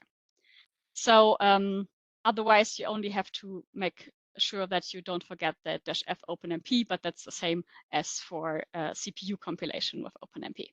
Here, just for your reference, some flexible makefiles for different compilers and CMake, just that you can go back to this if you want to implement this yourself. So now the interesting part, how do you move the computation from CPUs to GPUs? As you learned this morning, GPUs are really good at doing parallel computations. So we learned that we have in MI300A those 6 XCDs. In MI300X we have 8 XCDs with 38 compute units each, so 228 compute units in the MI300A, 304 in MI300X, and a wavefront is 64 wide, so we have 14,592 or 19,459 stream processors, which can be used for your computation. So your algorithm needs to be really, really parallel. So in other words, you need long loop counts to really use the device efficiently. So having 4 indices you can distribute your computation on, that's not efficient. You have to exploit this much parallelism. But if your algorithm is that parallel, so your loop counts, for example, are really high, then your GPU will speed up your computation tremendously. So let's go back to our favorite Saxby example. After this course, you probably don't want to touch this ever again and use a library for it. You will learn how to do that, I think, tomorrow. But for the purpose of education, this is a nice example. So we saw CPU computation, OMP parallel do. Okay, we know that now. What should we do to move that to the GPU? It's as easy as adding target teams distribute in between. So if you forget any of those parts, your performance on the GPU will be really bad. And we'll go through that in the following slides, why. So OMP target will shift your computation to the device. But what happens is, it just says use the target, but not how much of it, basically. So we only use a very tiny fraction of the hardware. A few slides before, we saw, yeah, we will have to use in the order of more than 10,000 stream processors to do some useful utilization of the device. But here with OMP target, we say, yeah, just use your single thread and just waste the others. That's not what we want to do. What we want to do is we want to spread the work across the different compute units, so we use teams. So now it's a little better. We use all the compute units, but we still only use the first thread. And we replicate the computation on each device, on each compute unit and on each work group. So we just do it parallel, but the same computation. We will have crazy race conditions, and it's just like using Pragma OMP parallel without the for or do on the CPU. It's not distributing the work, but it's doing every computation just replicated. That's also not what we want. What we want is, yeah, we want distribute. So if we distribute the work, each compute unit and work group will work on a different set of data. So then it's a little better that everyone gets a different chunk of data, but we are still using only the first thread. So we are still wasting, yeah, a lot of resources, as we are using 1/64th only at the same time. So we want to use the whole resources in a work group. So what we want is we use OMP target parallel 4 to use all the threads in a work group. And yeah, but we unfortunately forget now to add the teams distribute. So if we do that, we use the full compute unit. But what happens? We use one work group, one CU, and all the other CUs are just doing nothing. So occupancy will be really low. But what we want to do is we merge all this together. Pragma OMP target teams distribute parallel do. We're happy the full device is active, and it's all computing a different chunk of the loop, which is also very important. So now you think, this Pragma OMP target teams distributed parallel 4, that's a little lengthy. Can't you do it shorter? And that was also what the OpenMP standardization board thought. Yeah, that's just a little lengthy. We can call it loop, and we can say Pragma OMP target teams loop. The specification in the OpenMP standard is a little more subtle than just find and replacing that. So the implementation in the compilers is not necessarily in all the compilers yet. In our compiler, there's a first implementation of that. So you can use basically Pragma OMP target teams distrib parallel 4 or Pragma OMP target teams loop equivalent. In OpenMP 6.0, it would also replace Pragma OMP target loop, and will also replace the teams distrib parallel 4. So you even have to write less. But for now, as OpenMP 5.2 is mainly supported, it would replace only the distribute parallel 4 part of this long directive. How would you use that in an example? Yeah, just like any other Pragma directive, OMP target teams loop in front of the CPU loop you originally had. So in some examples, you will see that Pragma OMP target teams distrib parallel 4 SIMD is used. What is the SIMD clause for? So SIMD is also specified through the OpenMP standard.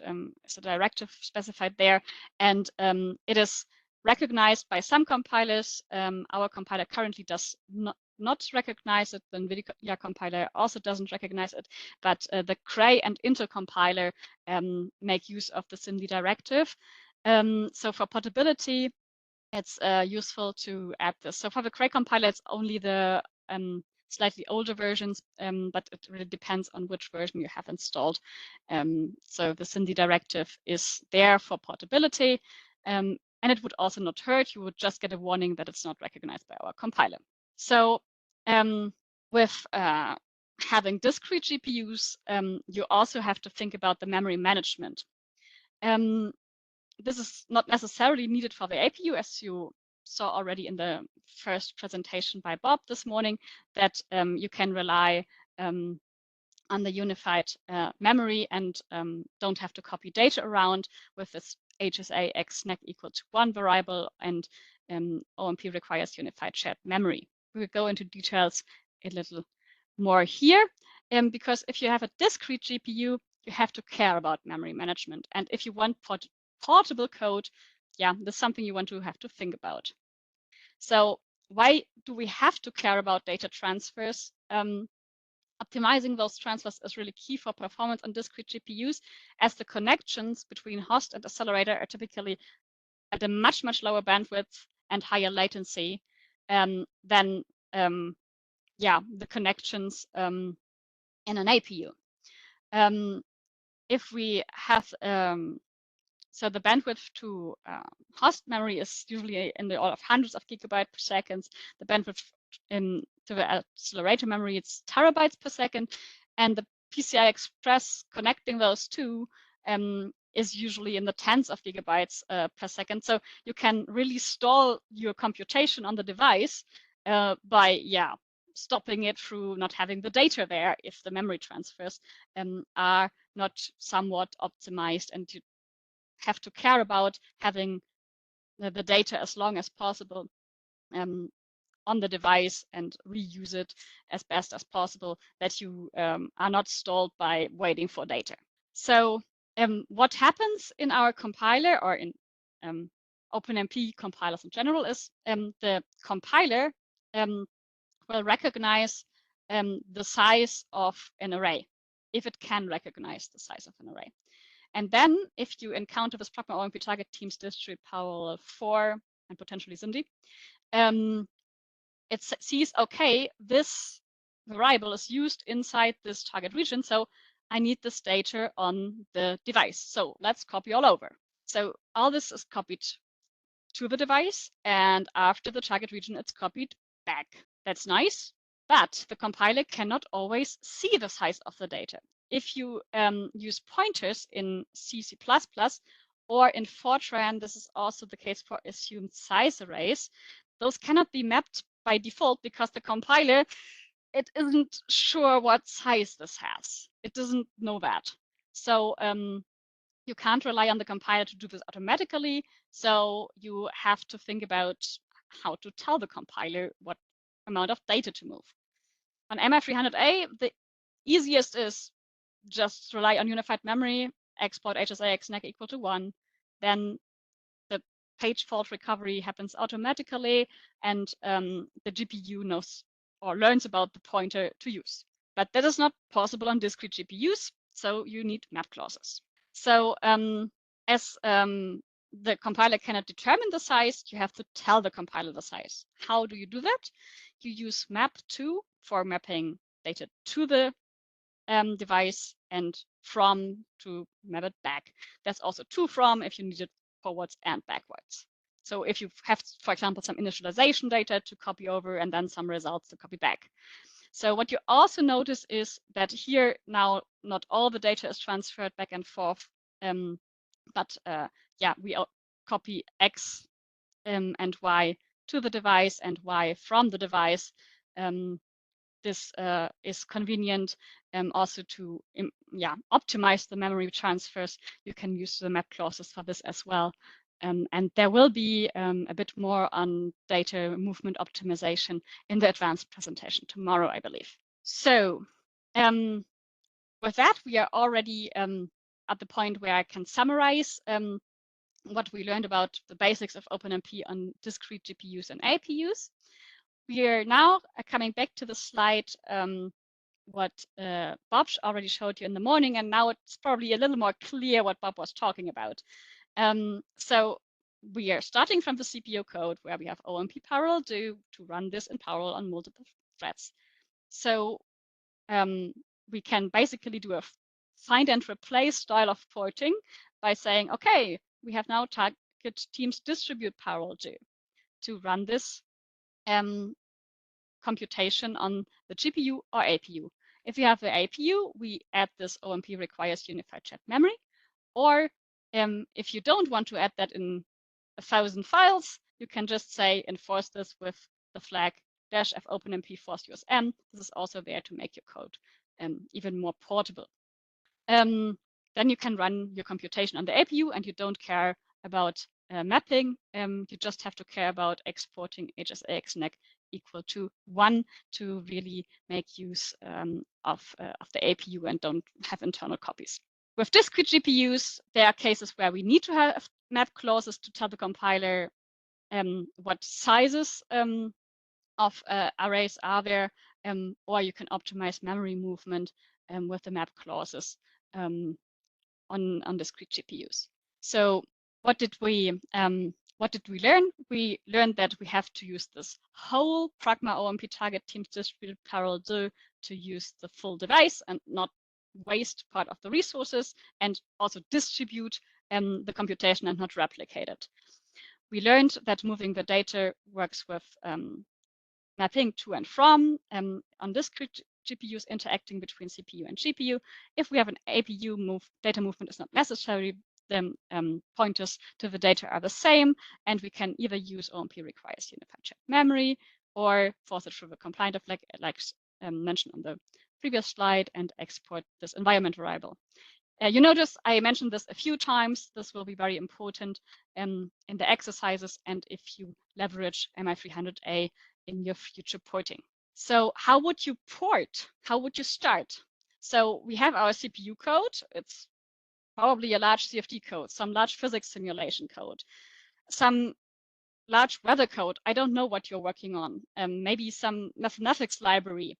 So we have this really big code in front of us. Where do we start? So the first thing we discussed today is check if your algorithm is really parallelizable. Can you parallelize this? Can you run it in parallel? Then you choose one of the more expensive loops in your application and add just the OMP target teams distribute parallel 4, or use the shorthand loop. Then you check, is it a discrete GPU I'm running on, or is it very convenient, an APU? Then I just have to export HSAXNAC when I run. Make sure of unified memory. is used, or on a discrete GPU, I also have to care about memory management. Very, very important step, and this is something often forgotten, is every time you port a portion of your code, check that it's still correct. Otherwise, you end up with a million lines of very fast but wrong code. And finding the error afterwards may be really, really hard. So enthusiastically porting the whole application and then finding out later, oh, well, it's basically a random number generator, but which is running very fast. That's absolutely not useful for you.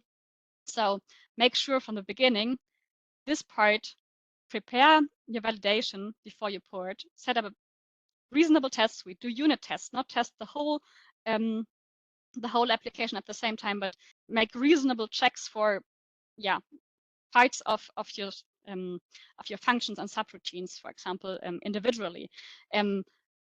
Think earlier before you start porting, what are the expected differences? What are unexpected differences? What are usual rounding errors if you run on different machines? And what is unexpected? Convergence history. What is expected? What is unexpected?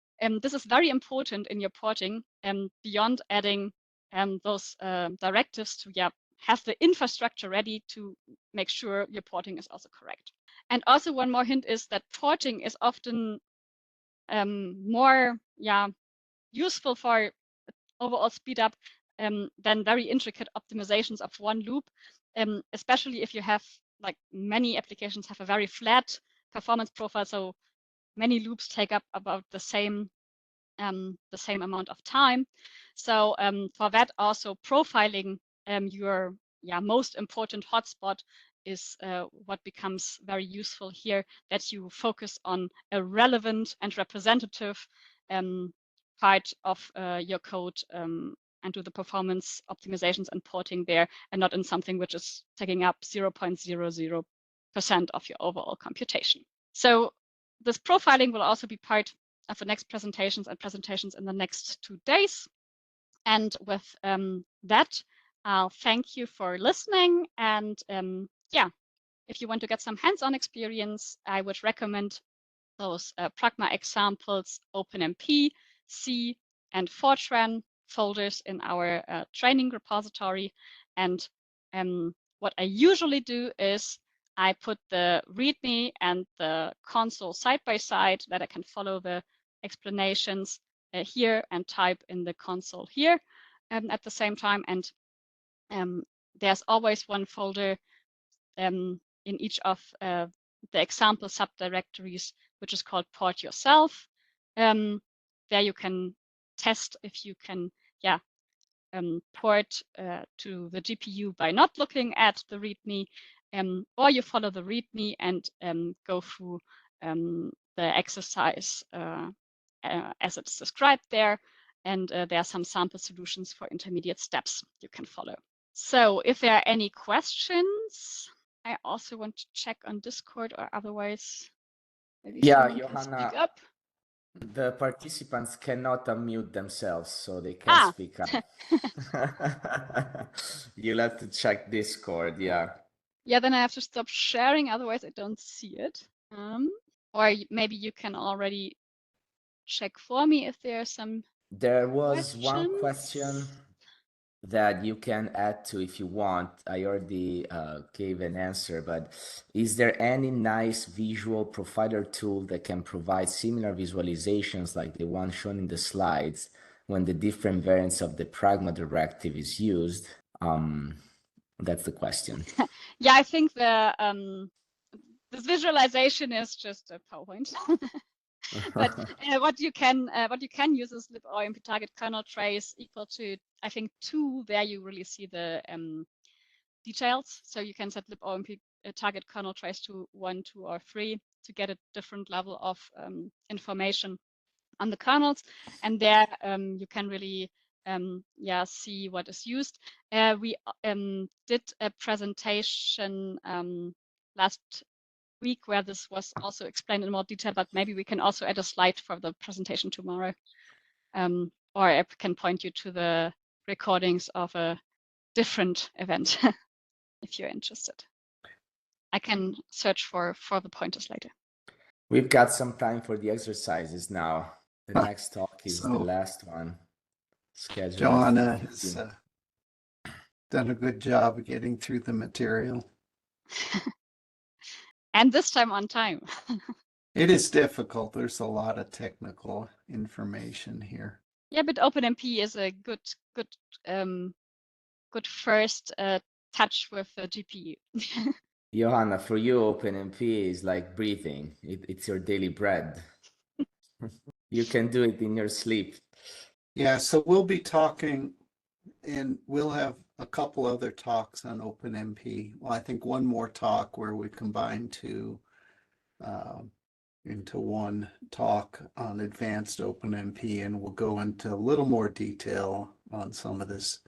It really does help to get information out of the compiler, what's going on.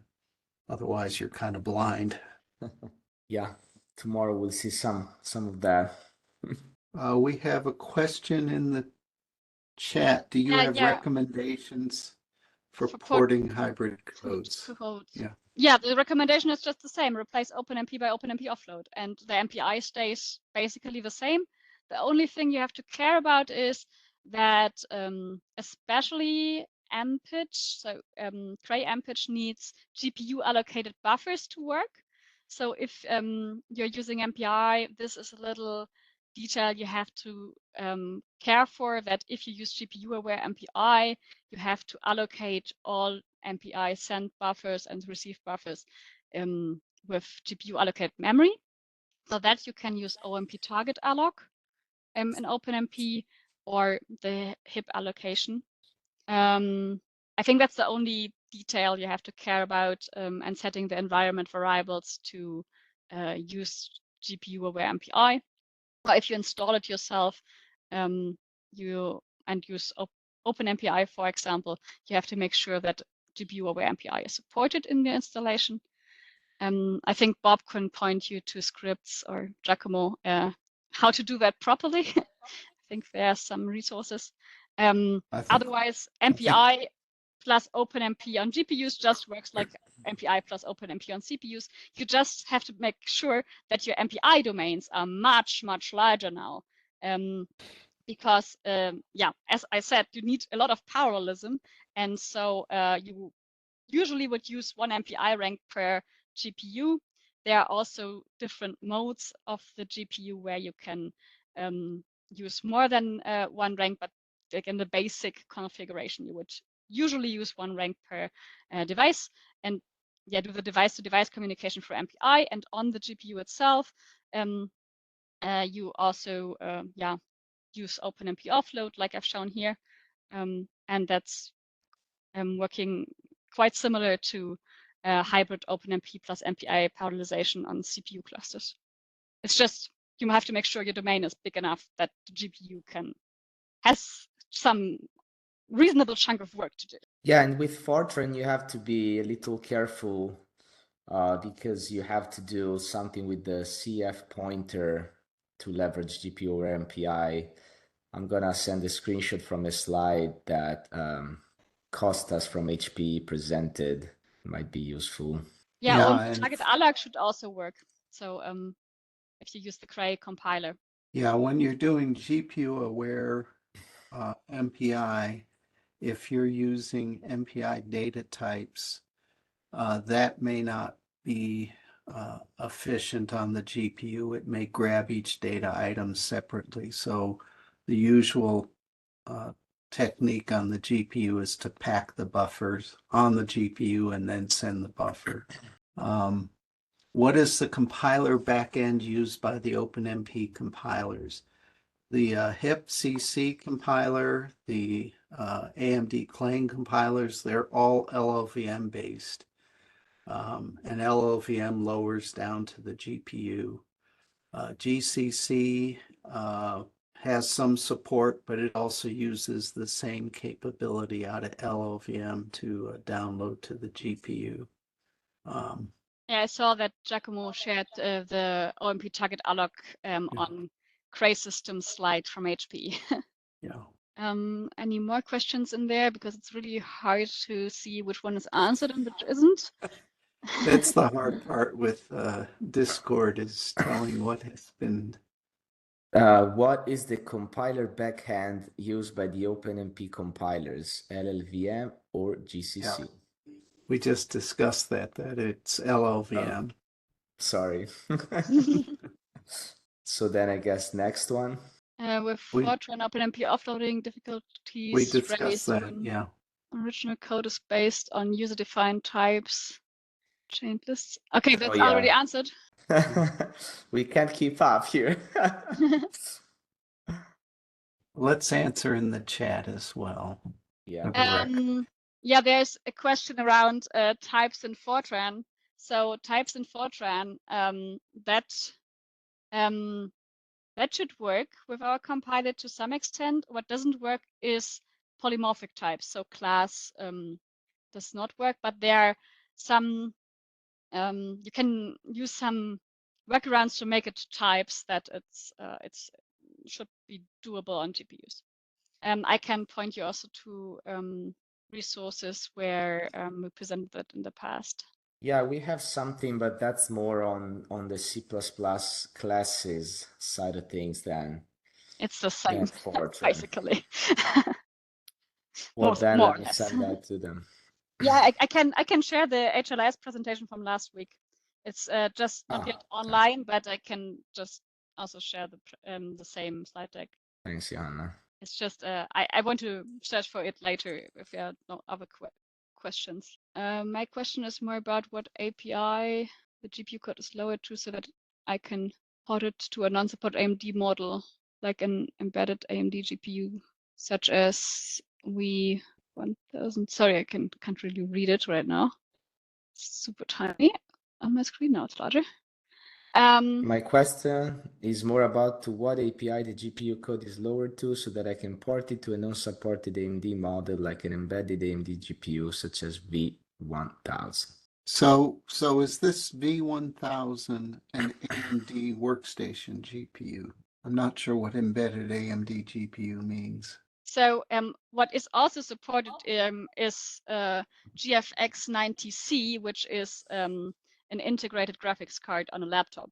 So there's a very wide range of support, and it may also work on other Radeon cards, which are officially not supported. But if you encounter any issues, that's kind of your problem then. So the supported ones are the ones which are tested for the compiler, but we saw it work beyond. Okay, let me look it up on the model. The LLVM has a more complete list of all the GFX codes, and sometimes they will work even though they're not supported. And Johanna, there's another question about using LDS with OpenMP. Yeah, that's work in progress. So there are different ways different compilers are implementing it as a kind of proof of concept, but it's coming in the OpenMP standard now. So there will be a standardized method, and this will also be implemented in our compiler, but it's not there right now. In the Cray compiler, there is a way of using LDS, which works in many cases, but yeah, I would have to search for the solution again because I didn't use it for quite a while. Yeah, I think I remember a presentation from Paul Maloney saying that the compiler was handling it for him. Yeah. So the compiler is also using LDS, but if you specifically want to say, hey, I want this in LDS, this is a feature which is coming in the OpenMP standard. So the compiler is usually doing some reasonable choices, but if you want to have it more hip-like in OpenMP and do more optimizations based on, I know more than the compiler can do, then yeah, using LDS is really beneficial, but there is no standardized method yet implemented in all the compilers, and it's coming in the OpenMP standard that there is one method suggested which should be implemented by everyone. And that's what our compiler team is also waiting for, that there's one standard to follow and not to implement something now and then say, oh, sorry, you have to change everything again in 2 months when this is decided. This is the last status I know, and this is a few weeks old, but I think it's still true. Thanks, Johanna, for clarifying that. Yeah, I think there are many questions around what is supported by ROCm and whatnot. With ROCm 7, a lot of things were added to the support, including including more workstation GPUs. I don't know the list by heart, but maybe checking the recent documentation helps because it changed in the past few weeks. Yeah, you can also try asking the AMD AI assistant on the OpenWeb UI and see what it points it to. Yeah, it knows the documentation better than I learned it by heart. Allegedly. At least in theory. Yeah. So there are some questions around that LDS is answered. Okay. Any more questions? Otherwise, our exercise session is officially over, right? So it's a Q&A session, not an exercise session. Okay, we got about 15 minutes for exercises. Again, there's a lot of good examples on OpenMP that you should work through, get familiar with the Yeah, I would how also to recommend offload. that you have a look at the Jacobi example, as for all the exercises, this is frequently reused. So I believe the next presentation may already touch it, but in the following days, definitely. So if you understand that example a little better and know how to compile and run it, you have a little advantage in the next few days. No, yeah, I think it's great that you mentioned it, because if I'm not mistaken, Jacobi has both HIP and OpenMP implementations. So yeah, and also C we're and Fortran. yeah, so we're gonna be talking about the HIP implementation next. So if they wanna compare that to the OpenMP one, I think it'd be a good little exercise. Yeah, there's also an exercise on Jacobi OpenMP now. So we stripped out also the MPI. So that's maybe the easiest Jacobi profiling exercise. But that's going ahead. I think the profiling presentation is next, right? Yep. I have a answer about this V1000. It looks like, though it doesn't have ROCm support, it does. The documentation I found says it should support OpenCL, so that might be your best choice for that. Embedded devices, OpenCL is particularly well suited for. Thanks, Bob. If you do not have access to the Discord, you can also get the training, the instructions to run the training examples. If you just download the examples, the READMEs are on each directory. So you can go to that directory and try those examples. Thank you, Johanna. Yeah, feel free to leave us if you have other commitments. We're very grateful for your time and your presentation and your skills. Yeah, I probably listen along. I learned something Great. new as well, usually. So if there are more questions. Okay, if we can get Giacomo back online and set up for the next presentation. Giacomo is ready. All Let me right. just share my screen.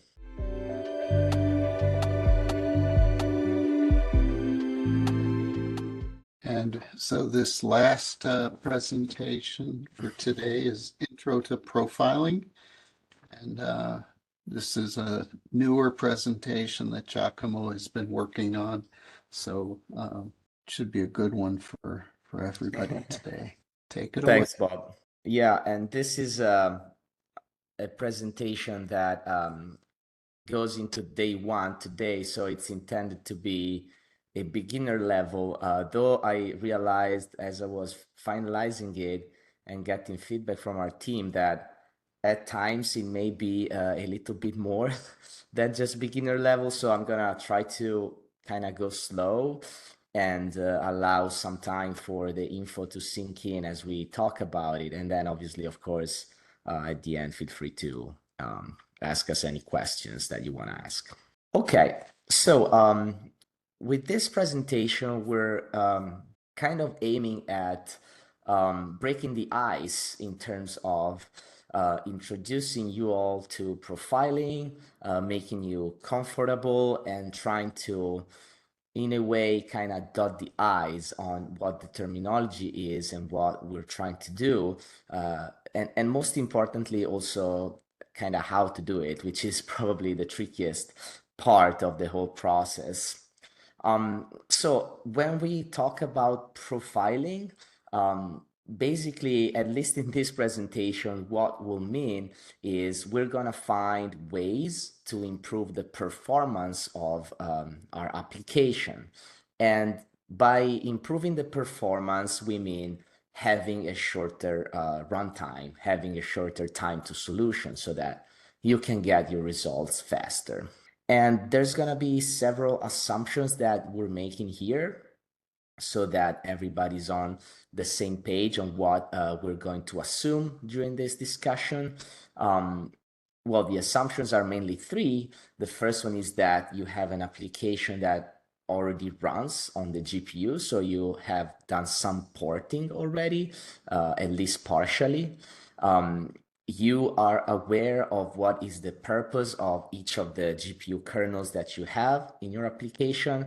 And by this, I mean, basically, you have knowledge of what you're trying to do with the code, what it's solving or computing. And if, you see the name of a kernel coming up, then you have an idea of what it's doing pretty much.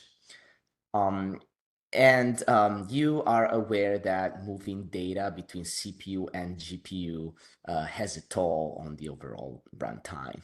And the bonus assumption that we can make is that you have observed that your application performs better on some hardware that is not AMD, even though the specs are similar. So you want to understand why that's the case.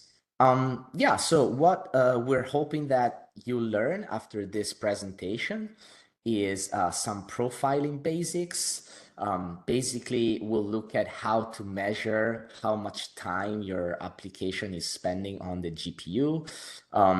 We're gonna subsequently look into possible bottlenecks to identify what could be limiting your performance. And by that, we mean something that we can work on to make your code run faster, basically. And then we'll discuss how to, or at least we'll show a couple of examples on where to look to find possible improvements, and then how to quantify those results that hopefully the changes you made produced. Okay, so we've talked about this partially this morning or this afternoon or night, depending where you are. But basically what we suggest is before you actually dive deep into profiling, maybe take a look at these options first to kind of dip your feet into the profiling pond. So ROCm SMI, you have it with ROCm, and basically it's gonna monitor the overall GPU activity. So you can use it, for instance, to check that your code is actually running on the GPU. Remember that one of the assumptions was that your code was running on GPU, so you'll have to check that is actually the case. Because, for instance, with OpenMP, you may be supplying wrong compile flags, and so you may think that you're running on GPUs when you're actually not. You can also export that environment variable called AMD log level and set it to 3, for instance, which will be very verbose. And that is what you would use for a heap, for instance, to check that when you execute your code, you see the heap API calls happening. So that's one way to make sure that heap is being used.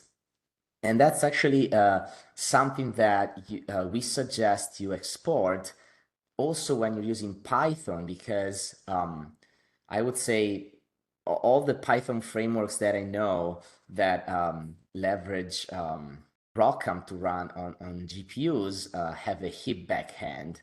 So for instance, CuPy or PyTorch. So if you want to make sure that your Python code is running on GPU, if you're on AMD GPUs, then you can export that environment variable and see if you're getting the logging of the API calls for HIP.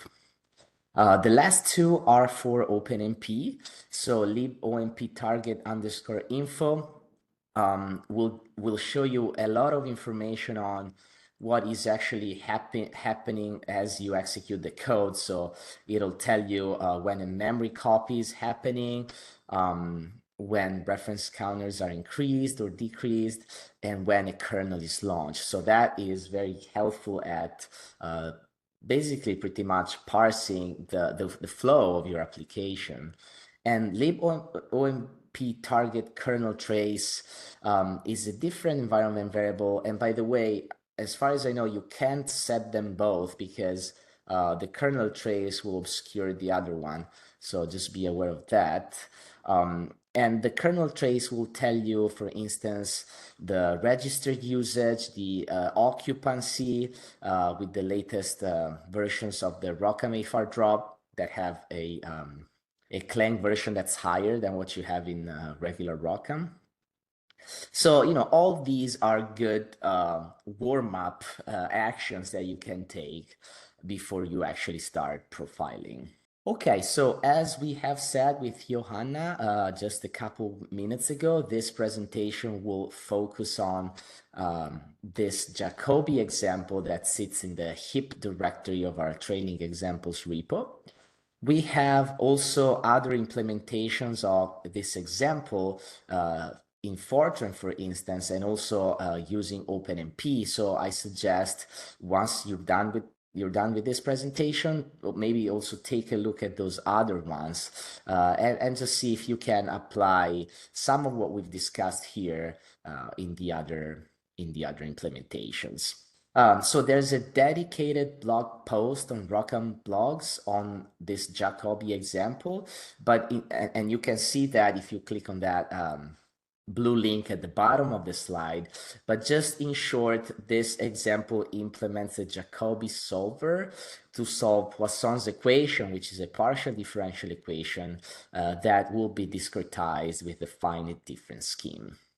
And this example, as I said, is using HIP, but is also using MPI. However, for the sake of this presentation, we're actually not going to leverage it. So we're always going to run in serial. So with just only one process. For what concerns the offering of the tools for profiling from our side, from the AMD side, there's mainly three tools that you'll need to be aware of, even though more are actually coming, and you'll hear about those, I think, on the third day of this event. But basically, ROCprof v3 comes with the ROCm stack and is the one tool that you would begin with.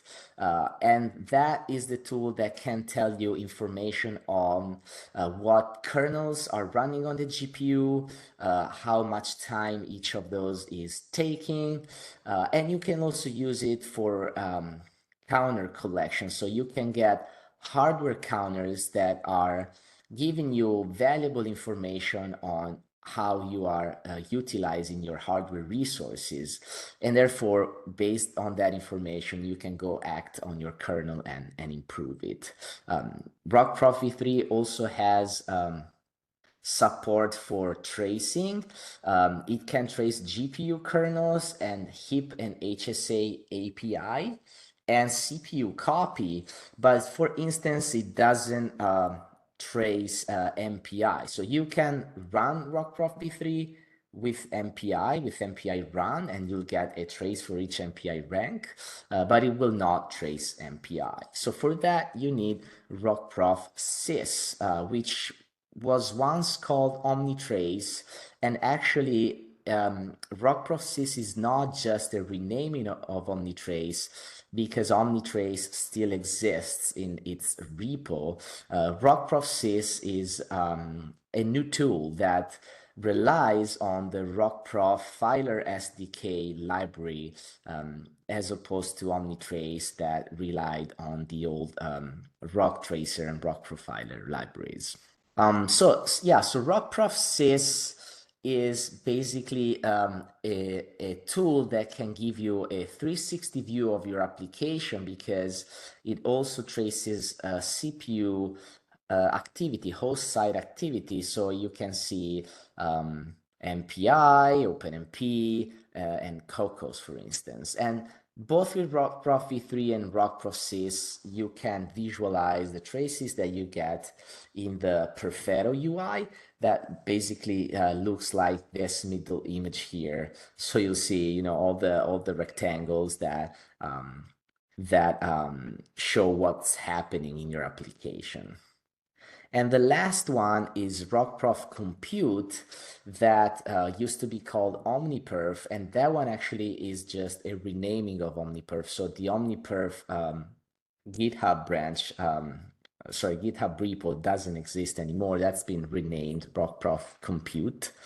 And ROCprof Compute is the tool that you'll use to do kernel level optimization. So that's what we'll use to tackle a specific kernel and see how we can squeeze the performance out of that specific one.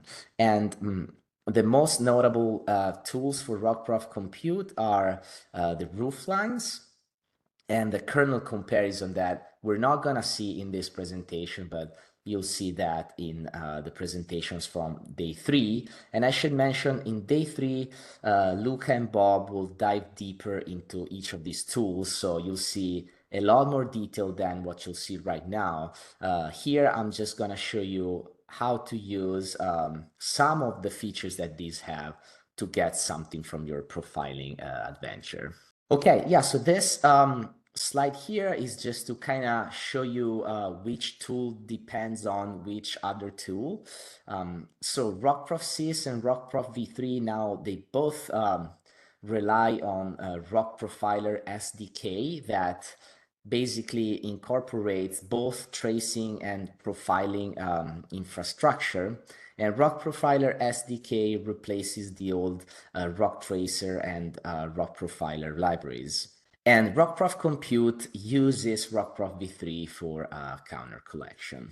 Okay, so after this pretty long introduction, now we're gonna dive a little deeper into what we're gonna be doing in this presentation. So here there is a little flow chart that's intended to kind of hopefully give you a bit of a guideline for the way you should start profiling and then how to move to the next task depending on what you're getting.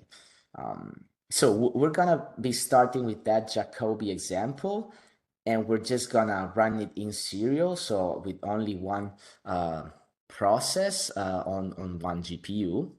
And that will let us establish the baseline. So that's gonna tell us where we stand, basically, how much time it took for our code to run.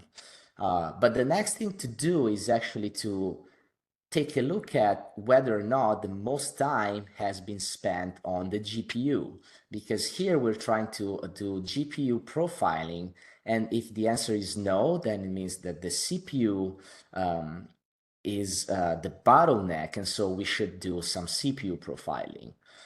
If it's the case that the most time is spent on the GPU, then we're gonna use ROCprof v3 to identify the bottlenecks. So we're gonna look at which kernels basically are taking the most time. Then we're gonna use ROCprof Compute to target the first one on the list for this presentation and see if we can get better performance from that, because it's possible that you see a kernel that's not a good candidate for optimization because maybe it's already optimized, or you cannot get many improvements from that one. And if that's the case, you would just move down to the next kernel.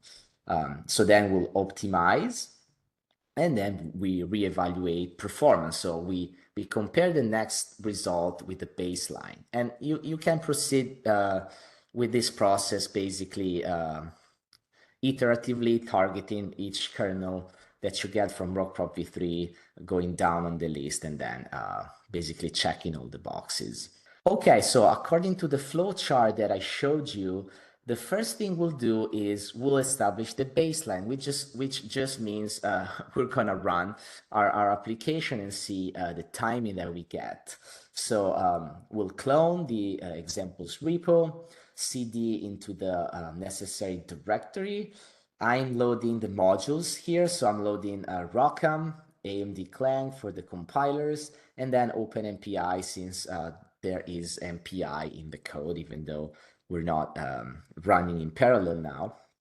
And so see that here, the way you run this is by specifying this -g, which would be the partitioning that you'll use if you were to run in parallel. But since we're just running in serial, we use 1 and 1. So that means we're not doing any MPI partitioning. And see that the total runtime is it's pretty small. It's just 0.81 seconds. So that's gonna be our baseline. Okay, so the next thing we do is we want to identify what the bottlenecks are. So we're gonna use ROCprov v3. So first thing, you know, it may sound silly, but just check that ROCprov v3 is in your path and also is in the path that you expect. So for instance, if you loaded ROCm 641, then if you do which ROCprov v3, you should see something like this. For the tools, we're encouraging you to use ROCm 701 that is in the system. So if you do which ROCprov v3 in that case, you should see this path, but with 701 as the version. Okay, so then to run ROCprov v3, as you can imagine, there's a ton of options that you can provide. Here are some of the options that we'll use. I'll go over them in a second, but the thing to keep in mind is that after you have supplied the options, you have to include this dash here, after which you can supply the way you would execute your code. But be careful, because if you don't supply this dash, ROCprov v3 may fail in a tricky way. Like it would fail giving you an error message that is not very helpful, and so you might feel a little lost there. And just keep in mind that maybe it's just because you forgot these dash here. Okay, so the output that you'll get is gonna look like this. So remember, this is the output that we got from the baseline. Running that ROCprov v3 command, you'll get a similar output followed by this here.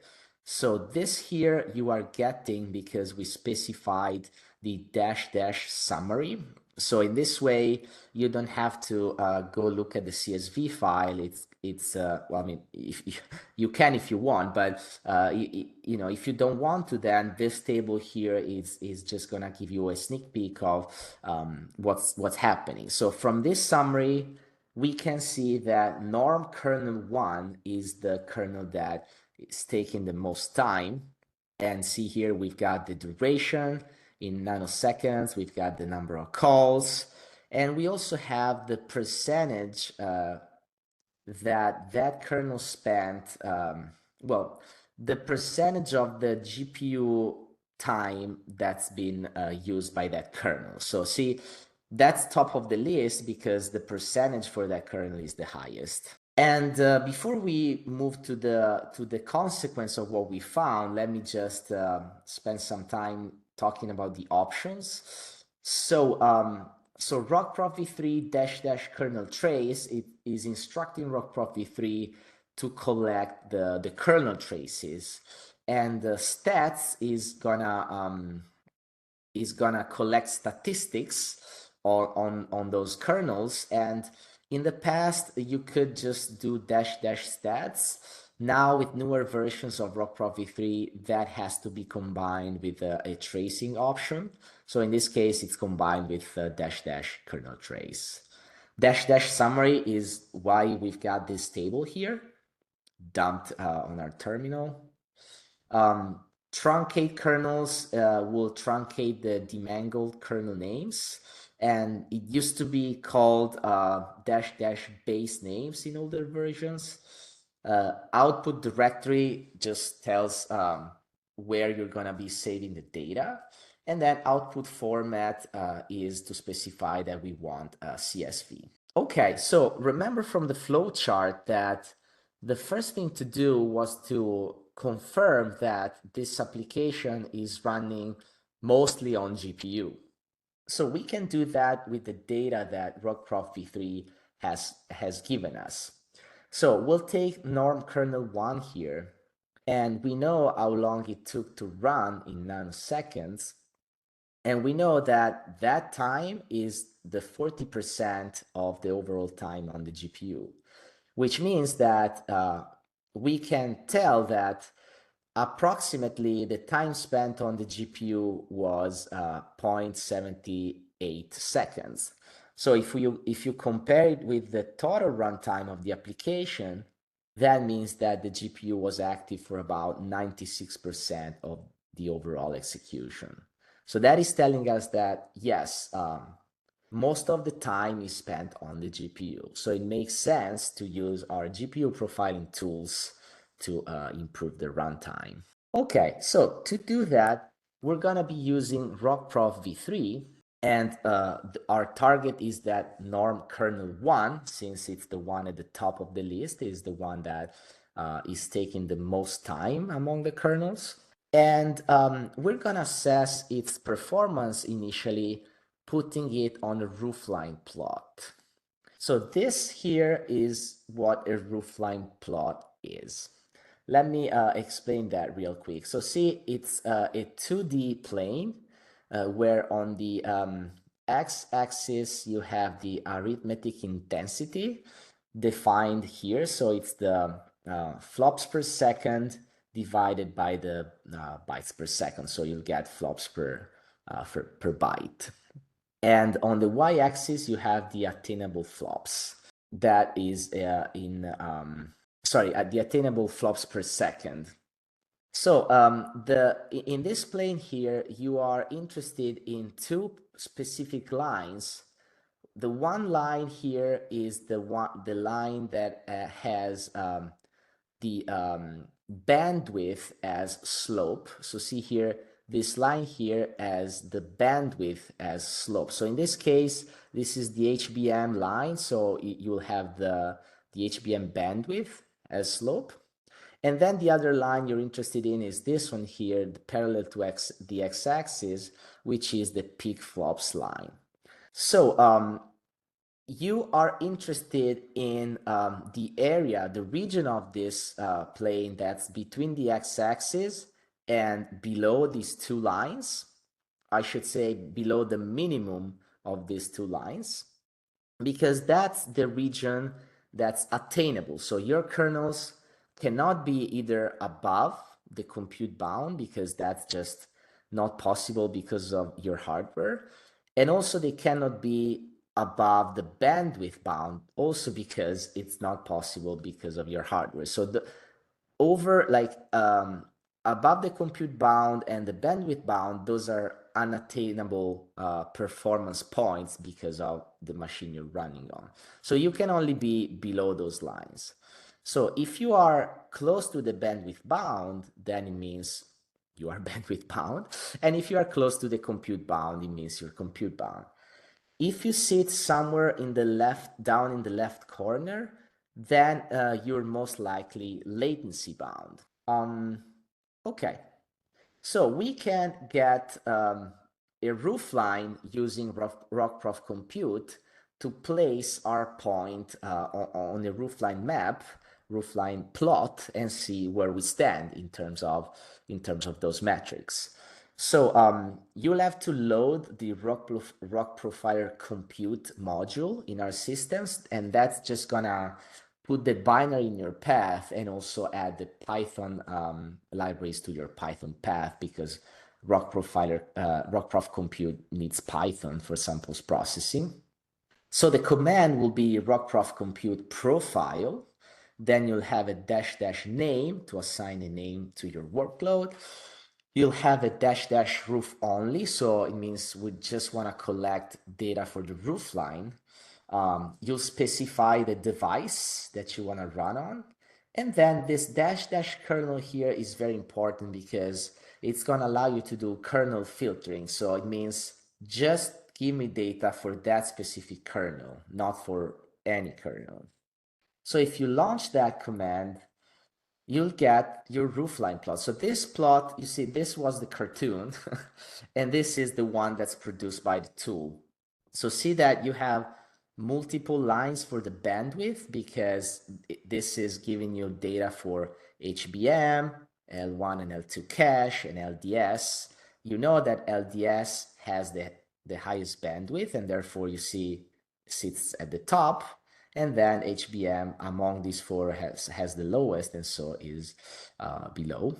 And see, our point, our kernel sits here. So it's down on the left corner, and it's far from the bandwidth bound line. So that means that likely it's bound by latency. So what's happening with your kernel is that it's not leveraging the bandwidth, and so it's waiting for data to arrive and be moved, and that's costing time.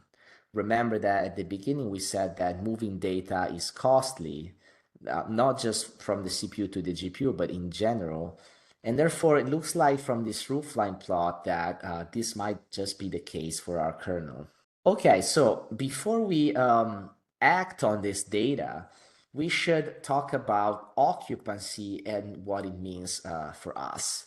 So occupancy can be defined as the number of resident wavefronts divided by the maximum number of wavefronts that are active on the GPU, that can sit on the GPU. And by the way, I should warn you that this is the part that gets a little bit less beginner friendly, but let's try to focus on this. So basically, why do we talk about occupancy? Because if you have good occupancy, if you are using your resources, that, as I mentioned in my presentation about HIP, that can help hide latency because the GPU can context switch. So if there's a wavefront that's waiting, it can just context switch to another one and hide the latency. So you don't see the wait because it's doing something else. And so let's see how this information is going to help us.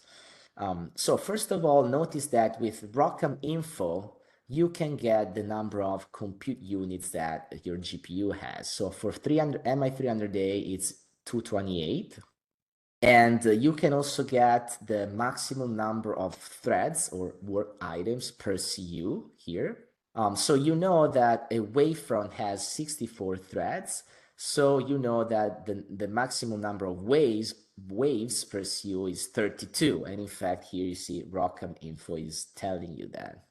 So if you want to find out what is the maximum number of wavefronts that the GPU can have in flight, then just multiply the max number of waves per CU times the number of CUs. Okay, so we know at this point that, well, we suspect at this point that our kernel is latency bound, and we know that good occupancy can help us hide that latency. So now our lead is taking us to the occupancy. So we want to look at the occupancy to see if there's anything suspicious with that. So we're going to go back and use ROCprof v3 once again, because we are going to do some counter collection and use this --PMC, that stands for performance monitoring counters, and select the occupancy percent. So we run this command, we move to the output directory, and then this CSV file is going to have a lot of information, but we're interested in norm kernel 1 specifically, so I'm going to grab on that and just look at information that pertains to that kernel. So from this screenshot here, you don't see the very top row, which is the row that tells you which of these data is basically.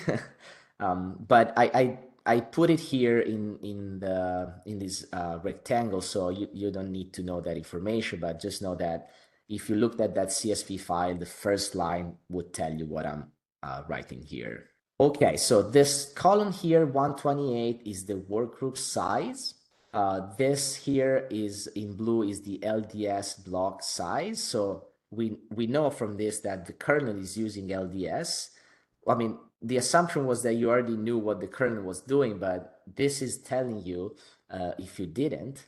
And we know that we're using 8 vector registers and 13 scalar registers. But most importantly here, it's showing that the occupancy percent is pretty low. It's just around 3.4%. So this information together is telling us that we may be on the right track because the occupancy is low, which is kind of what we were hoping to see. And the register usage is also low, which tells us that the low occupancy is not caused by register pressure. And that's something that you could see, for instance, when the register usage is high. I'm not going to go into that because that's not very beginner friendly, but if you want to look at that in more detail, you can check out this blog post. Okay, so now it's time to look at our kernel here. So this is the norm kernel 1. And you see, as the output of ROCprof v3 was showing us, this kernel is using LDS. And you know that from the presentation on HIP, that this line here, line 19, is allocating LDS memory. And for MI300A, each compute unit has 64 kilobytes of LDS available, and that is shared among workgroups, which means that in this case, shared means that each one of the workgroups on your CU gets a chunk of LDS, not that they can all see it. It's divided up by the workgroups, among the workgroups. So here, we are using, as you could see here from the output of ROCprof v3, we were using a workgroup size of 128. So that means you have 128 threads on each workgroup. So if you multiply 128, which is, you see here, it's how many floats you're allocating for the shared, for the LDS memory. If you multiply 128 by 8, which is how many bytes per float you have, you get basically 1 kilobyte.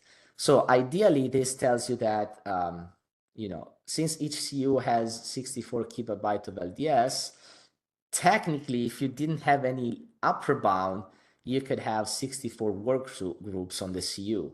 But from the output of ROCm info here, you know that the maximum number of work items per CU is 2048. And therefore, this means that at most, you can have 16 work groups per CU in this case. So this is where we started from. So what we're proposing here is, because we saw that the kernel is likely latency bound, so it's spending time waiting on data to move, basically. And we saw that the occupancy was bad, was low, and not caused by register pressure. What we are proposing here is to use a larger block size so that we can have more threads that are cooperating and leveraging that LDS, so that there's less time that is spent on just waiting on data, and the latency can be hidden. So basically, the current implementation is what I just showed you. What we are proposing is to use a larger block size so that we'll have 8 kilobytes of LDS allocated per workgroup, which means that there's going to be a maximum of 2 workgroups per CU. So even though the number of workgroups per CU that can be allocated is lower, those workgroups have more threads. And therefore, those threads, because of the larger amount of LDS allocated, can cooperate more. And so in this way, you'll have, you're going to be hiding the latency, basically. Okay, so after this discussion on what we did and why we did it, it's now time to actually check whether or not that has provided the expected outcome. So we're gonna comment line 7 here. You see here if define, if this optimized is defined, then the block size will go from 128 to 1024, which is what we want. So the only thing that you need to do to test this out is just to uncomment line 7 in norm.hip, compile and run again. And you see that now the occupancy has gone up to around 70%, when before it was around 3.3%. So now let's look at the roof line. This is the roof line that we had before on the left with block size 128. And on the right, there's the new roof line with block size 1024. Notice that in both plots, the left axis has the same scale. So sometimes it happens that it may change if it's moving a lot. In this case, it's not changing, which is great because it tells you very easily that the kernel actually did move up closest to the bandwidth bound, which is what we wanted. And finally, the ultimate check is that indeed those improvements affected positively the overall runtime, which, as I said at the beginning, that's the thing that we care about. And in fact, you see that the runtime now has gone down basically by a half, from 0.81 to 0.42. So this is a little profiling adventure that I wanted to share with you. And this presentation is based off of this blog post here. So we have recently posted on ROCm blogs 3 profiling guide posts. The first one here just kind of walks you through what the tools are and how to install them. The second one is pretty much what I presented here.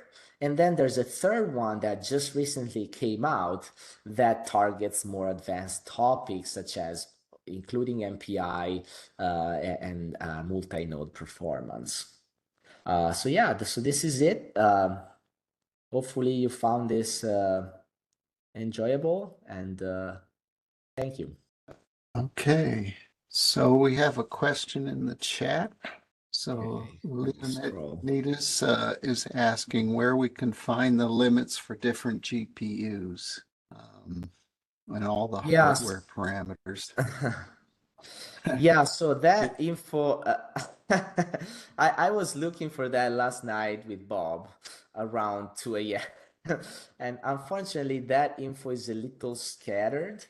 So ROCm info can give you some of that information. There's the white papers that also have some of that information. And some of that is just sitting in the docs. So like, I'll send you a link right now. But yeah, it's unfortunately not super easy to find a place that has all of it. But eventually that info can be fetched. And I recommend you also ask the LLM assistant that we provided. Though it was hallucinating a bit last night for me. So just, as Bob said, take it with the critical mindset. Ask it to double check. Yeah, it's surprising how hard it is to find some of that information. We will be going over how to find what is limiting performance over the tomorrow and Thursday. Yeah, ROCm info gives you some of that, but I think it doesn't. It doesn't give you, for instance, the number of registers that you have, which is something that I was looking for last night. Can we get those metrics programmatically for a region of interest, or to ask better, what is the equivalence of CAPT for ROCm? What do you mean programmatically for a region of interest? Can you please give more detail? You may be asking about tracing, I'm assuming here, or at least partially. If you're interested in a specific region, what you can do is you can use the ROCTX markers that Luca will talk about on day 3 to basically enclose a region of your code, and then you'll see the trace. You see that appear on the trace when you open it up on Perfetto, for instance. I don't know if that was your question exactly. Yeah, I'm not sure I understand the question entirely.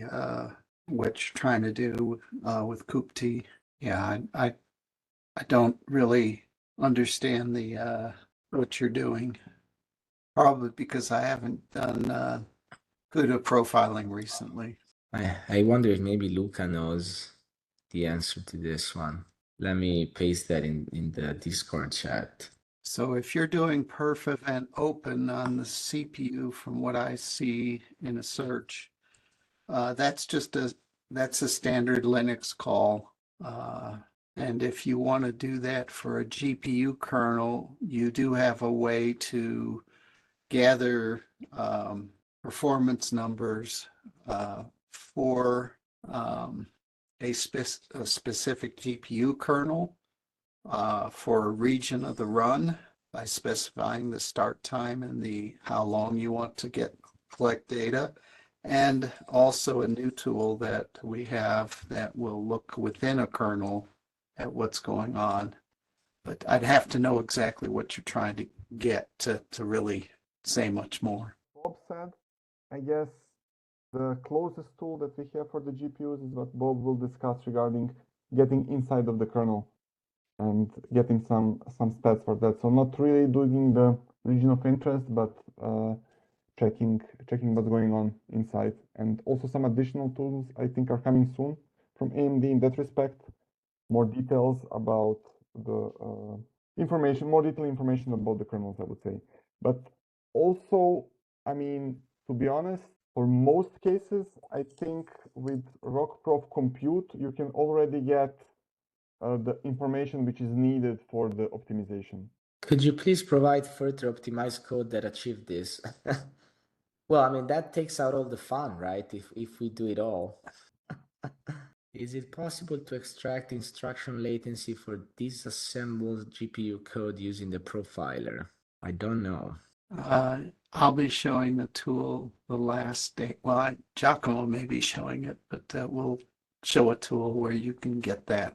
There's a question about, isn't perf bound to extra privileges? I think that the question here is, can we access hardware counters on the system? And we have tried to configure it so that you can get hardware counters.